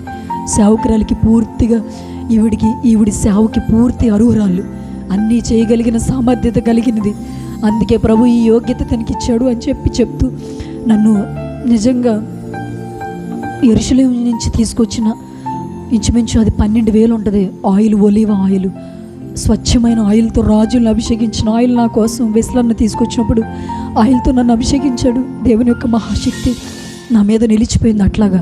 అలా అయిపోయిన తర్వాత 2 రోజుల మీటింగ్స్ ఇంక పూర్తవగానే 3వ రోజు సునీల్ గారి మరణము ఇంచుమించు 31 మంది యవనస్తుల్ని ప్రభు యొక్క రక్షణలోకి తీసుకొచ్చినాయి. నేను ఆయన అనుకున్న ఆశయాలు ఇవి. ప్రజల్ని ప్రభులోకి నడిపించాలి. ఏ విధ చేత అయినను, పౌలు అంటాడు ఇలాగా, కక్ష చేత అయినను, మిషము చేత అయినను, ఏ విధమైనను ప్రభు వైపు ప్రజల్ని తిప్పాలి అనే ఆశయాన్ని, దృక్పథాన్ని సునీల్ గారు నాలో పెట్టేసి వెళ్ళిపోయారు. నా వివాహం అయ్యి 5 సంవత్సరాలు, సునీల్ గారితో నేను గడిపిన సంవత్సరాలు 5 సంవత్సరాలు. అయినా సరే 5 సంవత్సరాలు ఆయన దగ్గర నేను నేర్చుకున్న అనుభవాలు, ధైర్యం, ఆయన చేసిన డబ్బుల కోసం కాదు సేవ, దేవుని కోసమే చేయాలి సేవ, బతికితే ప్రభు కోసమే బతకాలనే నిరీక్షణ, ఇవన్నీ నేర్పించేసి వెళ్ళిపోయారు. సేవకి ఏం అవసరమో అవన్నీ నాకు ఇచ్చేసి వెళ్ళిపోయారు. ఇప్పటికీ దేవుని ఇచ్చిన కృపను బట్టి సునీల్ గారు మరణము ఇంచుమించు ఇప్పటికీ నూతనంగా 40 మంది ఆత్మల్ని ప్రభు రక్షించుకున్నారు. 7 చోట్ల ప్రభు పరిచర్య జరుగుతుంది. ఇప్పుడు నేను పరిచర్య స్టార్ట్ చేయాల్సిన గ్రామాలు 5 గ్రామాలు ఉన్నాయి. నేను వాటి కోసం ప్రార్థన చేస్తున్నాను. మీరు కూడా ప్రార్థన చేయండి. చివరిగా నా మాటలు ముగించేస్తున్నాను. అయిపోయింది నా సాక్ష్యం. ఇంకా ఈ మాటలు వింటున్న మీరు, నేను ఇక్కడ గొప్పదని నేను చెప్పుకోవట్లేదు. దేవుడి కోసం ఏం పోగొట్టుకుంటున్నారో, ఏం వదిలేసుకుంటున్నారో నాకు తెలియదు. కానీ ఈరోజు మిమ్మల్ని మాట్లాడగలనిపిస్తుంది. చిన్న పరిస్థితి వచ్చేస్తేనే మందిరం వదిలేస్తాం, సేవకుడిని వదిలేస్తాం, మనం సేవకురాలను వదిలేస్తాం, పూర్తిగా ప్రభువుకి దూరం అయిపోతాం. ఇప్పుడు నేను దేన్ని వదిలేసేయాలి? నేను అనుకుంటాను ఎప్పుడు కూడా, ప్రభు ఆ కృపను ఇవ్వకపోతే, ప్రభు ఒక మనిషికి ఆ ఆత్మ ఇవ్వకపోతే నిజంగా ఎవరూ నిలబడలేరు. అయితే నా సాక్ష్యం చాలామంది విన్నారు. విన్న తర్వాత ఇదే హైదరాబాద్ నుంచి ఒక అమ్మాయి నాకు ఫోన్ చేసింది. అక్క, మీరు అనుకోకుండా ఆ పిల్ల ఫోన్ నాకు కలిసింది ఆదివారం. అక్క, నాకు మీ సాక్ష్యం విన్నానక్క. అయితే నా సాక్ష్యం ఏంటో తెలుసక్క, మా ఇంట్లో టార్చర్ భరించలేక చచ్చిపోదామని పాయిజన్ తీసుకున్నానక్క. బతుకు మీద ఆశ లేదు. అయితే మీ టెస్ట్ మోని నాకు ఎవరో లింక్ పంపారక్క. చచ్చిపోవాలనుకున్నా నేను, బతకాలని ఆశ కలిగిందక్క. మీ సాక్ష్యం విన్నప్పుడు దేవుడి కోసం బతుకుతానక్క, నా కోసం ప్రార్థన చేయండి అని చెప్పి అలాంటి యవనస్తులు ఇప్పటికీ చాలామంది నాకు ఇప్పటికీ ఫోన్ చేస్తూనే ఉంటారు. దేవుడు మమ్మల్ని నీకు ఒక సాదృశ్యంగా పెట్టారు. ఒక విధంగా చెప్పాలంటే నా స్నేహితులు ఒకప్పుడు అన్నారు, అమ్మ వచ్చేసింది సేవకురాలని. నా గురించి మాట్లాడుకున్న నా స్నేహితులే ఇప్పటి దగ్గరకు వచ్చి మా కోసం ప్రార్థన చేస్తామా అని అడుగుతున్నారు. వాళ్ళందరూ నా దగ్గరికి వచ్చి చాలా ఆశ్చర్యంగా, మా అందరికన్నా ఉన్నతమైన స్థానంలో నువ్వు ఉన్నావు సుమా, దేవుడిని వదిలిపెట్టలేదు అని చెప్పి వాళ్ళు మాట్లాడుతున్నప్పుడు కూడా నాకు ఒకటే గుర్తొచ్చింది, నేను ఎప్పుడు ప్రభు యొక్క ఆశయాలు, ప్రభు యొక్క చిత్తమే నెరవేర్చాలి. అందుకే అంటాడు, నేను ఎప్పుడు ఎక్కడికి వెళ్ళిన ఒకే మాట చెప్తాను, దేవుడు ఒక మనిషిలో ఉండి దేవుని కార్యం జరిగించకపోతే ఒక మనిషి తానంతటిగా తాను నిలబడి ఏ కార్యం చేయలేడు. అయితే ప్రభు మాట, లోకంలో ఉన్నవాడి కన్నా మనలో ఉన్నవాడు చెప్పాలి గొప్పవాడు. ఆ గొప్పవాడే సుమలా కనబడుతున్న నన్ను నడిపిస్తున్నాడు తప్ప కానీ నేనైతే కాదు. ఇప్పటి వరకు మాట్లాడిన ప్రభువుకే సమస్త ఘనత, మహిమ, ప్రభావాలు పూర్తిగా నా ప్రభువుకే కలుగునుగాక. ఆమేన్.